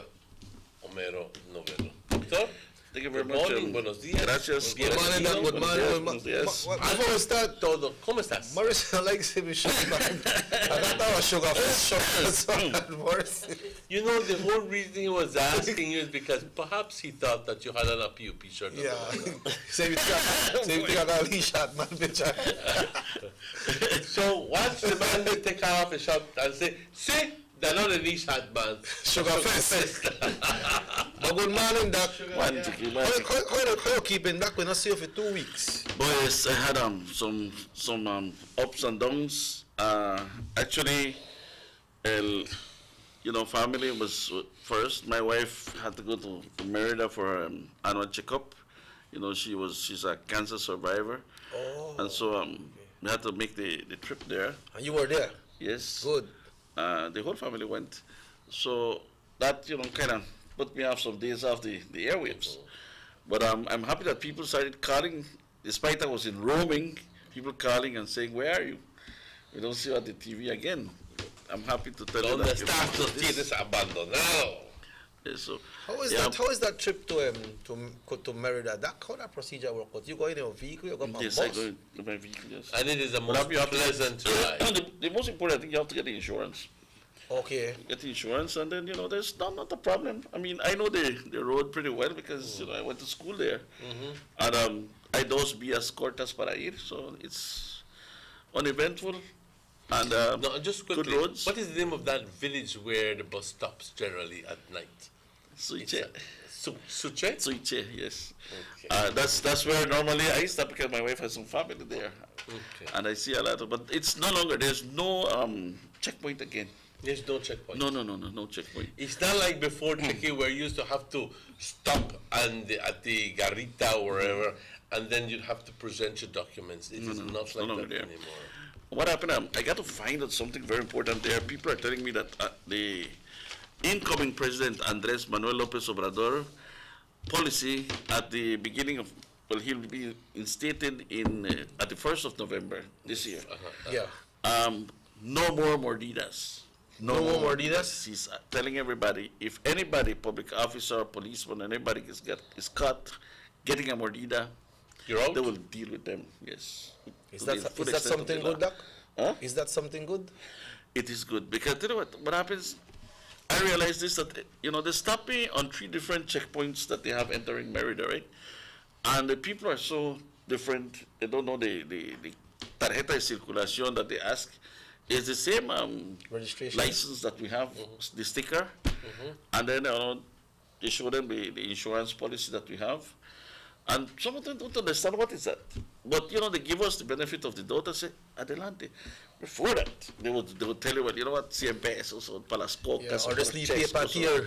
Esta es una infracción de la ley 039-28 y que la ley dice que debes de traer exhibido prominentemente tal y tal y tal, y te está mintiendo, te está fabricando, te está paqueando. So when they ask you for documento de circulación, what's that? That's the registration? No, that's the license. That's the sticker? That's the sticker that we have on the... Do they ask you for insurance as well? They do ask, yes. Okay, yes. So people know, right? Yes. Make sure get to know Mexican insurance, want to go in, then because they will ask you for it. And if you don't have it, then that's a good reason for them to say, okay, well, 1,000 pesos or whatever. No, well, actually, they tell us that since this law is coming in, then they will deal with you to the full extent of the law, because it's there. That means court, no? Now, the big question is, will it be sustainable? Will the government be able to sustain the position of no mordidas? Because that is so ingrained into the Mexican culture. And let me tell you something, ladies and gentlemen. There was a time when we would literally look down on Mexicans and say, esa gente que todo es mordida, wow. ¿ok? Como el mejor amigo del hombre. Y resulta, compañeros, que ahí estamos nosotros igual que ellos. Que somos igual que ellos. Ya todo aquí en Belice es, tienes que pasar algo, tienes que pasar algo, tienes que pasar algo. ¿Ok?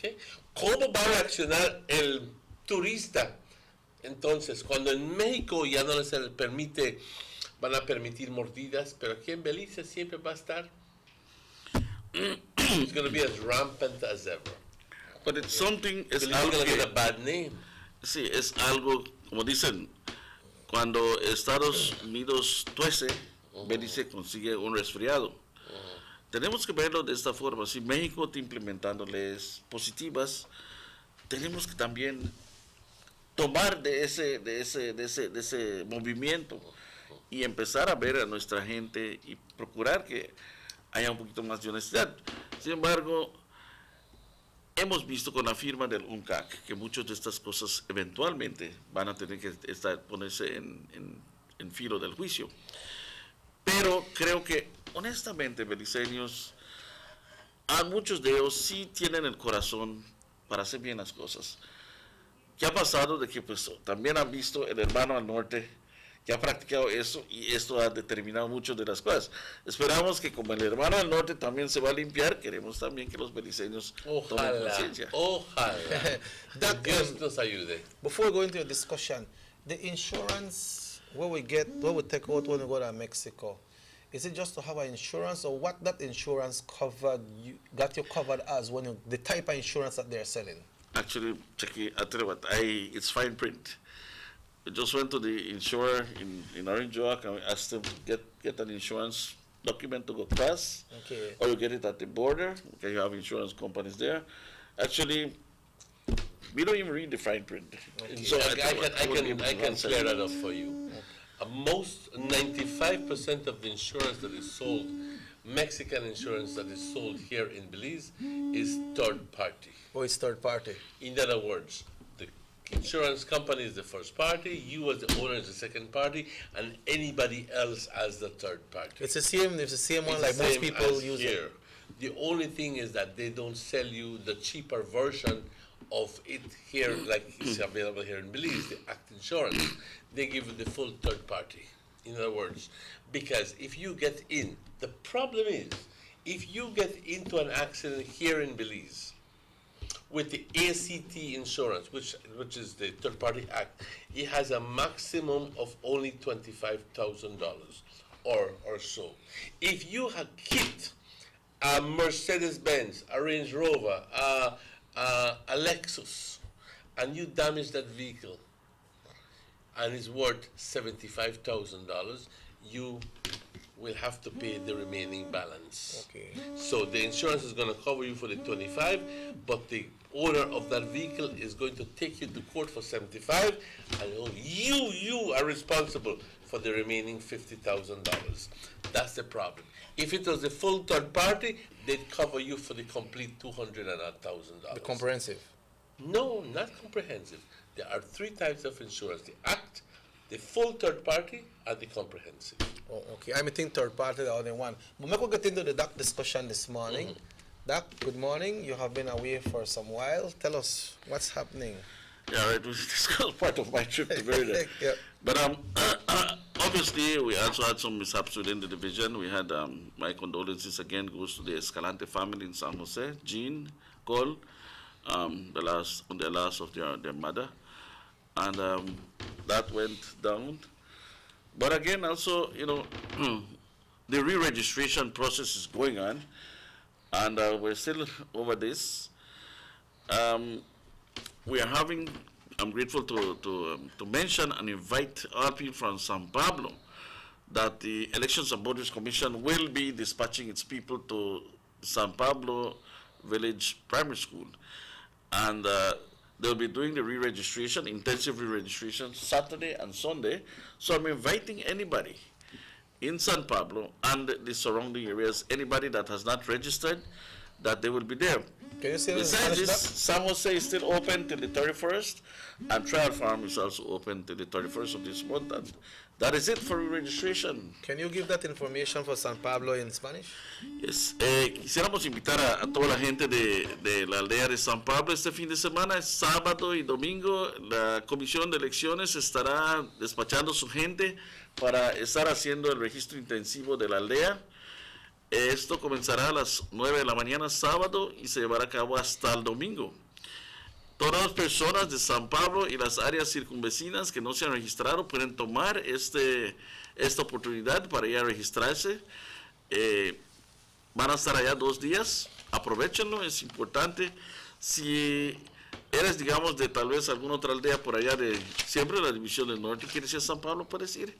Recuerden que San José siempre va a estar abierto hasta el 31 de este mes, y también la escuela de Trial Farm hasta el 31 de este mes van a seguir registrando.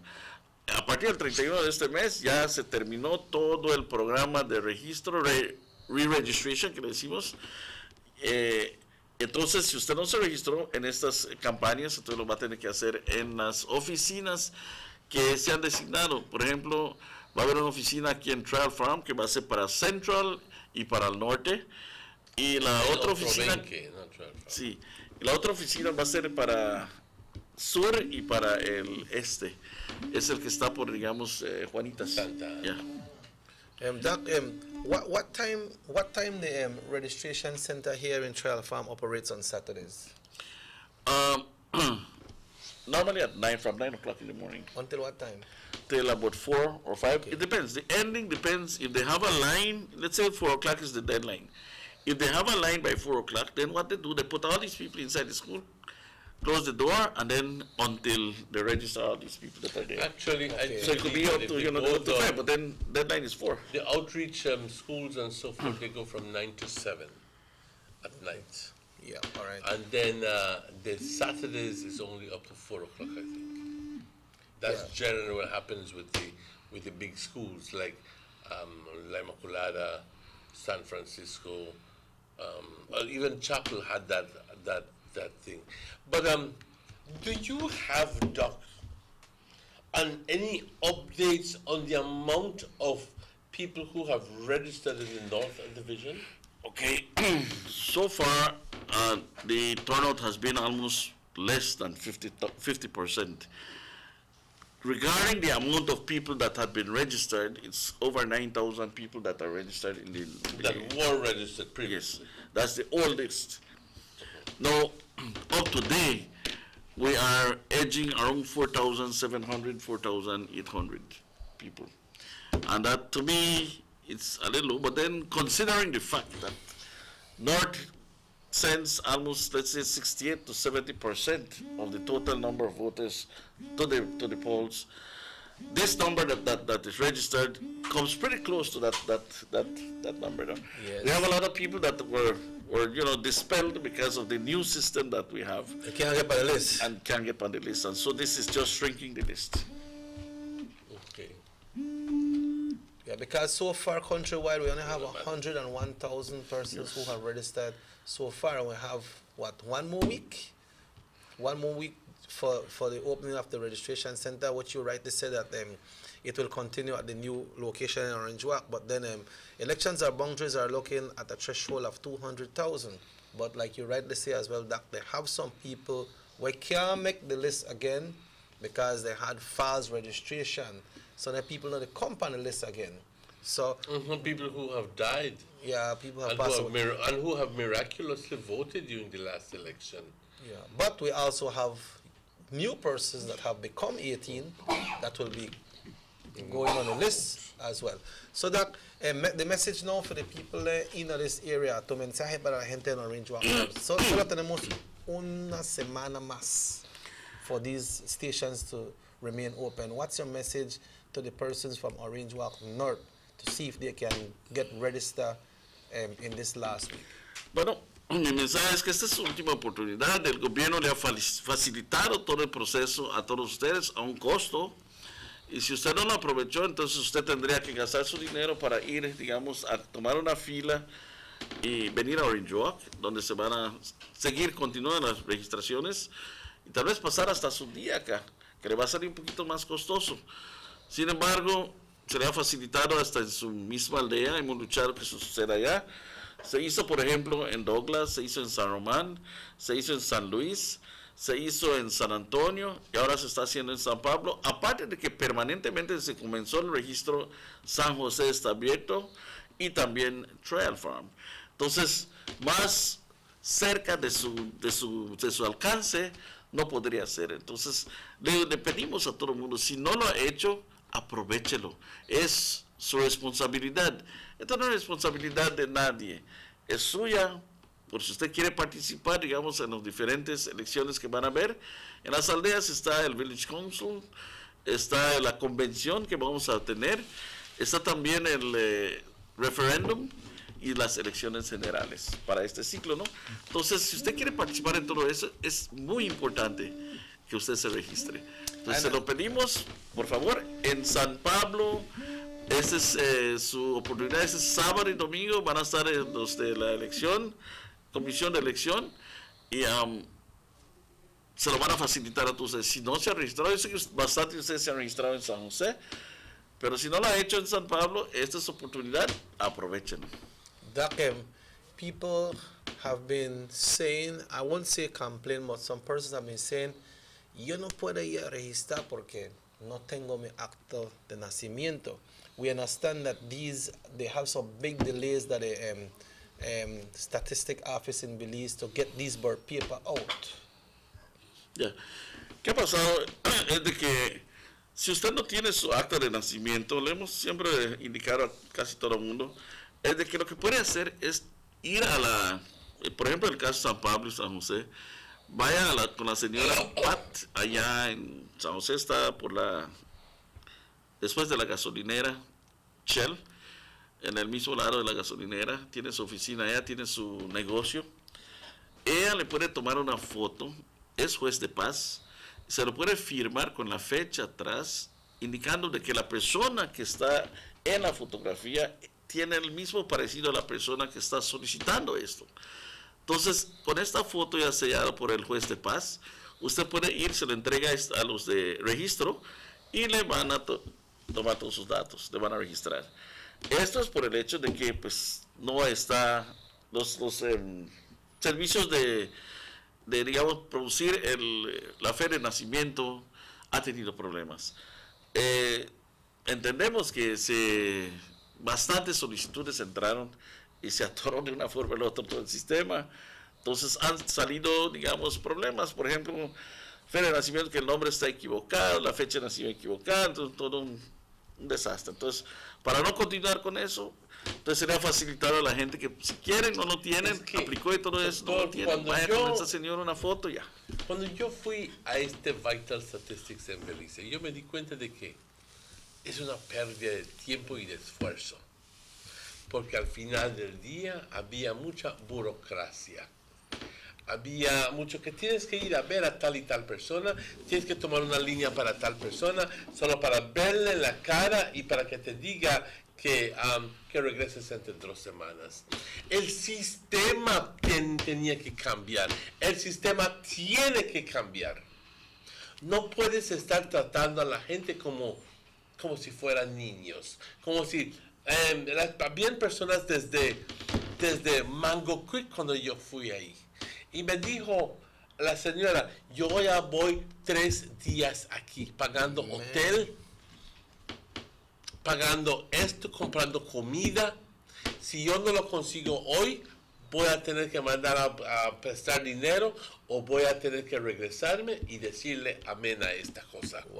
¿Por qué la ineptitud? Y voy a llamarlos ineptos.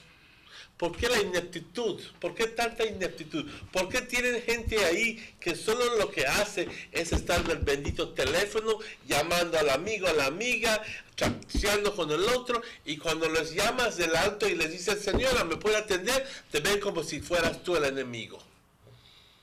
¿Ah? Yo eso no lo puedo entender. Y cuando la cosa es de que les llama la atención a esta gente, oh, tú eres el malo. Ella está haciendo su trabajo bien campantita, ¿ok? Y tú vienes a molestarlos. Porque en el primer lugar, nadie se va a molestar si es que estás consiguiendo buen servicio. Nadie. Sería una persona tonta que se moleste por conseguir buen servicio. Al contrario, te molestas cuando ves que no hay buen servicio y que sabes que está chateando y estás desperdiciando el tiempo con lo que está haciendo. Que está en el bendito teléfono todo el rato en su celular. Yo diría a ese tipo de persona, ¿qué pasó con tu supervisor? ¿Qué pasó que cuando te emplearon no te dijeron que llamadas personales los debes hacer luego de las 12? Tanta gente en espera, cientos de personas en espera. ¿Ah? Y a ti te vale. No. Text Eso message. tiene que cambiar. Text messages here, Doc. Ask the Doc when will we see him here in Trial Farm. Our next one say, and for us in Ochobenque, we need the Doc to come back to Ochobenque. You may don't go to Ochobenque already, Doc? Ochobenque already, yes. I'm there. I'm going here. I'm already here in Trial Farm. I'm walking Trial Farm. I'm working on Trial Farm. Yes, it's big, but I'll be there. I'm getting your phone right now from Mr. Osho, and yes, I'll contact you. Certainly, Trial Farm is big, and I'll tell you what, it's where I'll be ending my campaign. I've gone through almost the whole district. This weekend, I'll be finishing San Pablo, which I have, I think, about 15 more people to visit. And yes, I'll be ending my campaign here in Trial Farm. So rest assured that, yes, we're going to meet. And if you see me around, just come see me. Don't talk to me. Yeah. I'd be more than happy to greet you and talk to you. Because I pass sometimes some houses and, all of a sudden they call me and tell me, you don't pass from my house. But I did, but nobody was there, right? Yeah, yeah. But yes, certainly, rest assured that will happen. Otrobenque.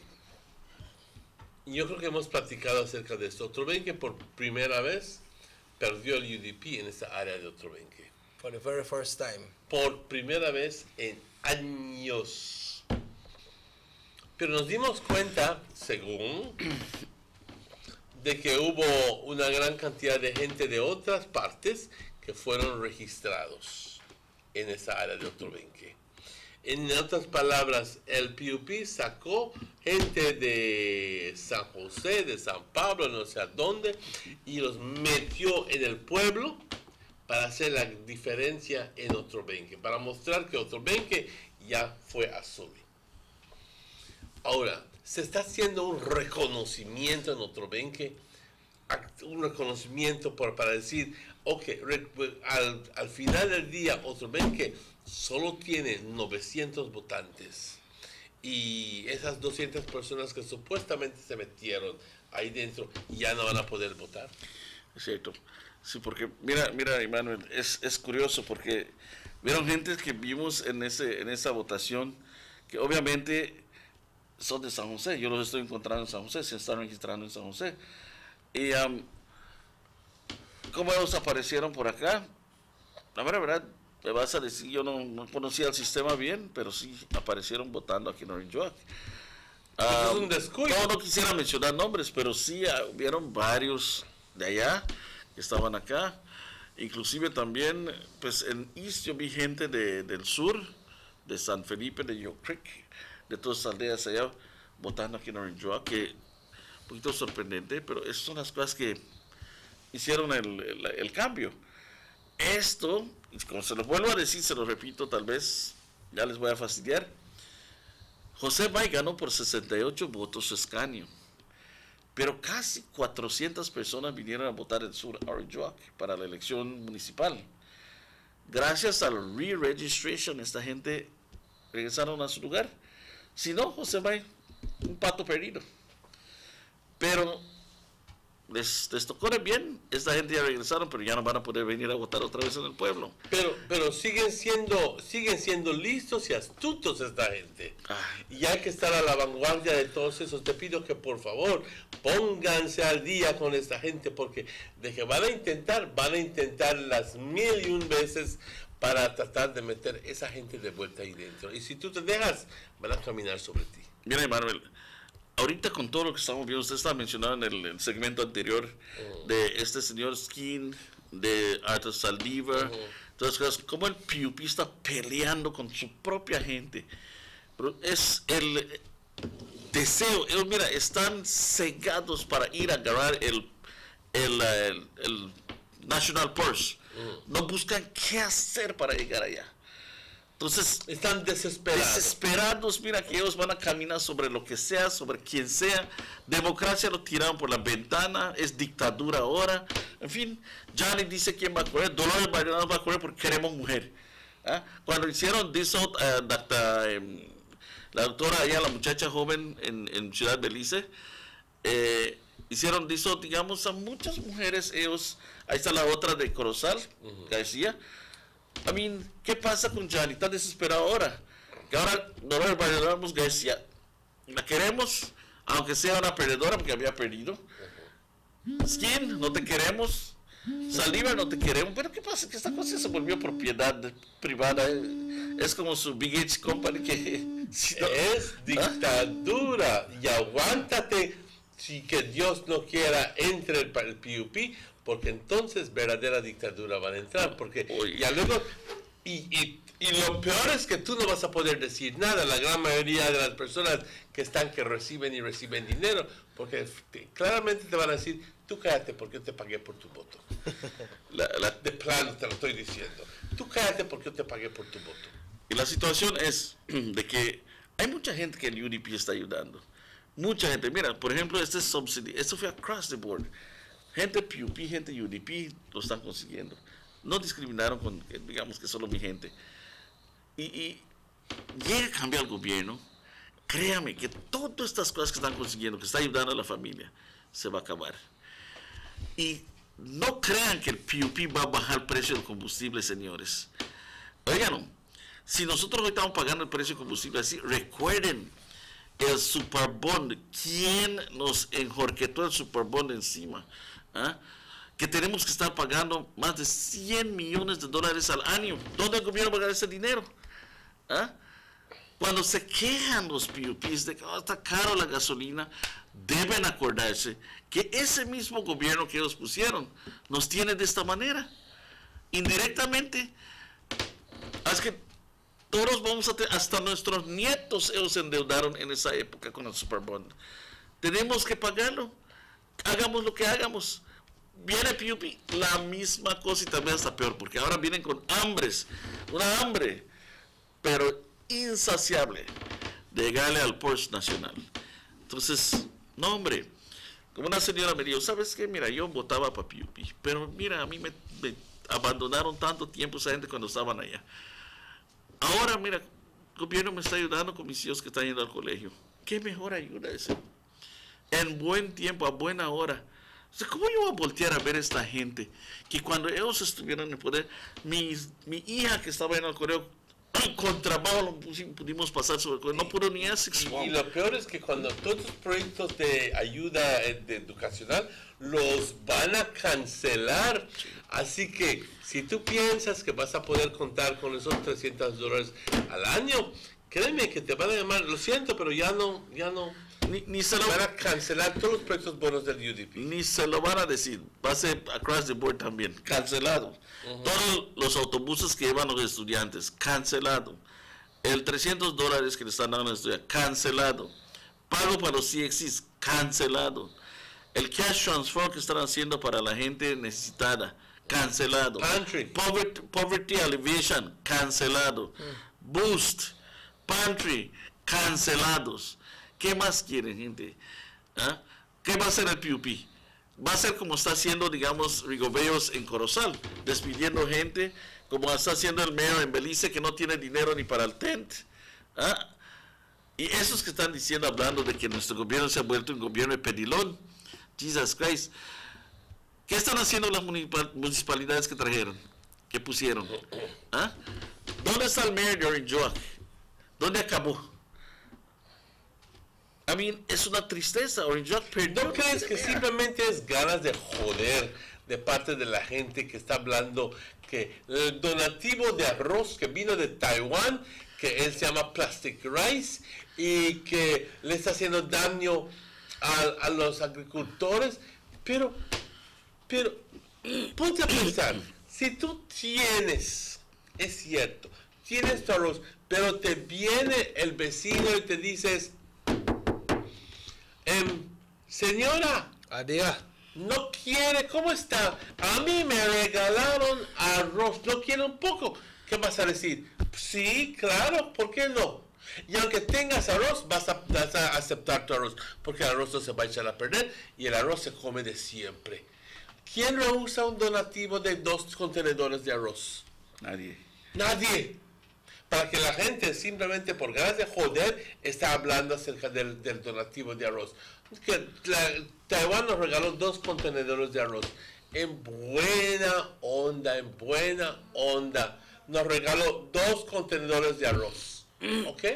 Y hay gente hablando que el arroz no esto, que el otro uno, que está haciendo daño a los agricultores.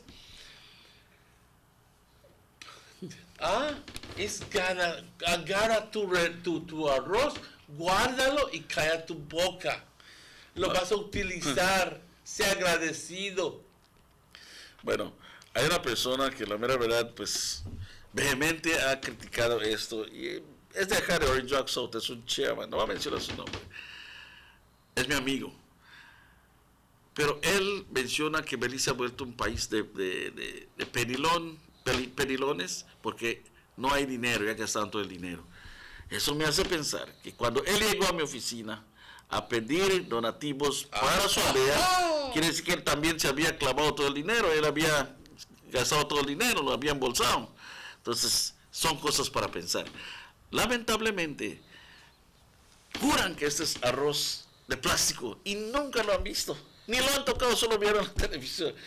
¿Cómo está tan cegado la gente? La mera verdad, tenemos que entender este tipo de gente que hace estos comentarios. Porque lógicamente uno en sus 5 sentidos va a decir, ¿cómo un país nos va a regalar plástico? Y señores, yo estoy seguro que si les dan un saquito de arroz, lo vamos a comer. Claro, si Belice tiene un surplus de arroz, y vamos a esto también, si Belice tiene un surplus de arroz, ¿por qué no le bajan el precio del arroz para que tengamos un break y podamos consumirlo? ¿Por qué no hay un donativo también de los productores de arroz hacia la nación? Nunca hemos visto eso. Mira, para decirles una cosa, yo tenía el chairman de Village Council que salimos a pedir unos donativos a estas compañías. Y son muy grandes en nuestro Orange Walk. Ni un pollo nos regalaron, menos un grano de arroz. Y era para algo bueno, causas nobles. Entonces yo me pongo a pensar, cuando llega algo así, el pueblo se va a beneficiar. Es un tiempo que ellos van a conseguir algo. Ahorita que el cañero no consiguió el pago gracias a BSI ESR, no consiguió el bonus que debía hacer, es tiempo de ayudarlos, aliviarles un poquito la vida. Vamos a estar gritando de que es de plástico. Este señor ni sabe que es arroz, Dios mío. Pero sabemos de dónde viene. Sabemos de dónde viene. Ellos no comían arroz, comían puro maíz. Sin embargo, nuestra cultura es el rice and beans. Es parte de lo que consumimos aquí. ¿Para cuánto tiempo va a durar todo este arroz en todo el país? Si nos damos cuenta, va a ser para 2 semanas. 2 semanas. Eso es el consumo ¿Qué nacional. ¿Qué impacto puede causar 2 semanas? I got some text up. This one said the PUP benefit the most from our party, yet they are the first to criticize. We have more here. You say, aquí en San Juan, ¿por qué no va a haber? Why will they not have re-registration in San Juan? Yeah. So you could comment on that afterwards, Doc, and you say there is a rumor that if the PUP get into government, they will establish dictatorship, no more election. I don't really hear about that, you know. So then there are text message there for right now, Doc, but and I have one more, but I could get this. Hello, good morning, Sugar City Morning Show. Yes, check in, Mr. Martinez and Mr. Noviro. Buenos días. Watch out, it is only clear. We have learned that under the PUP, when they were in power, Taiwan have given the country of Belize a lot of things, and we never hear about it. it never reached the people where they give to, because what money what they're supposed to give for health, they're supposed to take it where they say they pay for the hospital. The Belizean people never see it. Nobody didn't get one aspirin out for that money. You know what I mean? But now they come back and they hear the new president that came in give one donation to Belize, and then they give Belize. Now the thing will reach the Belizean people when they give. And they will feel bad because they don't want the people to get it. And this is the way they behave. Then they all for themselves. You see, one lot of they eat butter on the two sides of their bread, and they feel like you're supposed to only eat the lone dry bread when you get it. And that's a blast steel bread they want to eat. The PUP, they're not for the people, they're not for themselves. They're not just like how they said, they're a bunch of gangsters there. Thank you. Right. Thank so, you. Doctor, the text messages Thank there. you. Before we go, the text messages there. This one say, Mane, have the doc explain. Doug Singh say a voting card is not mandatory for election or referendum. It's not mandatory. You don't have to vote if you got a voting card. You vote anyway. Make the doc respond. Yeah, what happened? Let me talk about the guy from San Juan. Actually, we had re-registration in Douglas. I mean, it's an investment that the government of Belize is doing, and unfortunately can't do it on every village. But we had it very close to San Juan, and we moved a lot of people from San Juan to Douglas to re-register. So now we have it very close to San Juan again. We have it at San Pablo. So it's not far from your area. Mm-hmm. Hello, good morning. Oiga, pero ahorita que no saben contar, eran 5 contenedores de arroz que yo miré anoche en la noticia. Ok, pues sean 2 o 5 o 10, no importa. Son 5 contenedores. La mejor aún, más arroz para la gente. Ya. Más arroz para la gente. Muchas gracias. Yeah. Doc, I'm seeing Más arroz para la gente. I'm seeing a list here that has the name of some persons from San Jose that voted here at Chapel School for the municipal election. Yeah, people know. Some persons from San Jose that voted at Chapel. Ajá. Yeah, but sí, estamos pendientes de eso. Yeah. Pero you know only from one side, it's from both. Yo culpo a las personas encargadas del partido que permitieron eso suceder. Se durmieron. Se durmieron. Sí. Se durmieron. Y ojalá y esto no suceda de nuevo. So, Doc, when it comes to that, to show some people here for San Jose from both parties that voted for the municipal election here in a chapel. Are you working on that list to see that these people don't make that list again? Yeah, of course that they will not, because you know what, we have to learn from our mistakes, and obviously that yes, we've seen that, and whosoever was going to run for the municipal elections again, I mean, we have to partner to ensure that this doesn't happen again. It was a severe blow to the party, when in fact, it gives a name that we are losing power. When in fact, we see the South, Cayo and the South, everything is love, everything is red, and the North is not able to show up for it, when in fact the North is also red. Because Doc, we have what? We have three elected representatives in Corozal, we have 2 in Orange Walk, so that's what, 6 out of 8? 5 out of 8. 5 out of 8, and we're still not seeing the love. Yeah, what happened? That not enough. That shows, it's only on the municipalities. But I tell you what, I think that Orangeoqueños, believe my mark my word for this, Orangeoqueños and Corozaleños, boy, have got their share of remorse for what happened then. Because people in Corozal are not happy with Rico Bellos. And of course, we here in Orange Walk are not happy with Kevin Bernard and his administration. Believe me, Kevin knew, he figured out that he was going to lose this election. That in fact, he made a deal with the I mean, he ended up owing the People's Stadium premises in the knowledge that perhaps he was not going to pay because he was going to lose. But because he was reinstated back, he had to face that debt. And so, if you can see between the lines, Kevin was a loser, was thinking that he was going to not make it. And so they made every effort to breach the system and to get a win. Nevertheless, people aren't happy. They're not getting the services. In Corozal either. I believe City with Mayor Wagner. I mean, if the Deputy Prime Minister would not come in hand, they would not have the 10th Bram.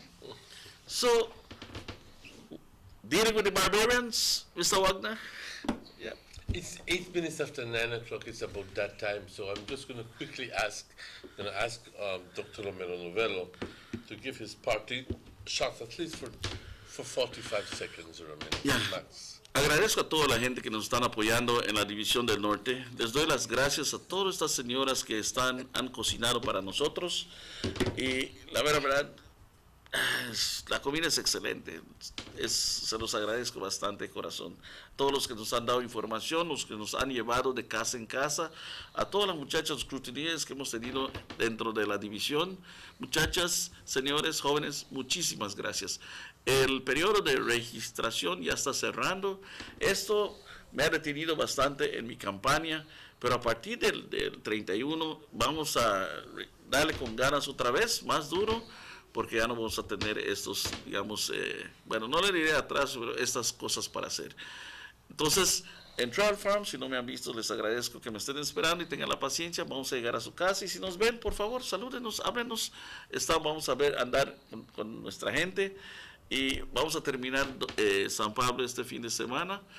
Y si no llegaron a su confín, a su hogar, por favor, es bueno que nos echen una llamadita de vez en cuando o nos manden un text. Estamos al 620-9513. Muchísimas gracias. Seguimos adelante. Dios les bendiga. Adelante con el UDP. Gracias, hermano. Gracias. Darle las gracias al equipo de producción, a Chequi también. Y muchas gracias a la audiencia. Y feliz cumpleaños, hermano. Gracias, de veras, gracias, porque gracias. Estamos entrando en la etapa de la sabiduría, en la cual ya somos un librito de historia. Y nos podemos hablar un poquito más. ¿Cómo se ve? Una fuente de información y sabiduría. Muchas gracias, doctor. Y aunque le duela a Morris, porque con sus 40 años todavía le falta muchísimo que aprender y pasar, porque yo tengo el beneficio de la experiencia. Muchas gracias a toda la audiencia. Muchas gracias a todos. Hoy es viernes, cuídense mucho. Este show repite a las 9 hoy y también mañana a las 10 de la mañana. Queremos invitarles a que se unan con nosotros el lunes a la misma hora, a las 7 de la mañana. Compañeros, gocen el fin de semana, cuídense mucho. Mi nombre es Emmanuel. I'm Robert Chequi Usher. We'd like to remind you all that the wake for Darrell Flowers in Carmelita will be held tomorrow night. That's in Carmelita Village. Funeral service will be held on Sunday, 11 o'clock. That's Sunday morning, 11 sharp. And also a bus will be leaving Cookie Tree 9:30 on Sunday morning for the persons from Cookie Tree who wish to come and attend the funeral and pay respect to the family of the late Darrell Flowers. We all know Darrell, he was a car dealer, selling cars right in front of St. Peter's Church. He passed away 2 days ago. He was a police constable. I think it's a special constable as well. Darrell is always there. Well, the man gone now. So the wake can be tomorrow night in Carmelita and the funeral Sunday, 11 a.m. in Carmelita Village. My name is Robert Chequi Usher. If the good Lord so will, we will be back on Monday, as we say, hasta Monday, pa. Until we meet again. Cuídense mucho, compañeros. Nos vemos. Hasta luego.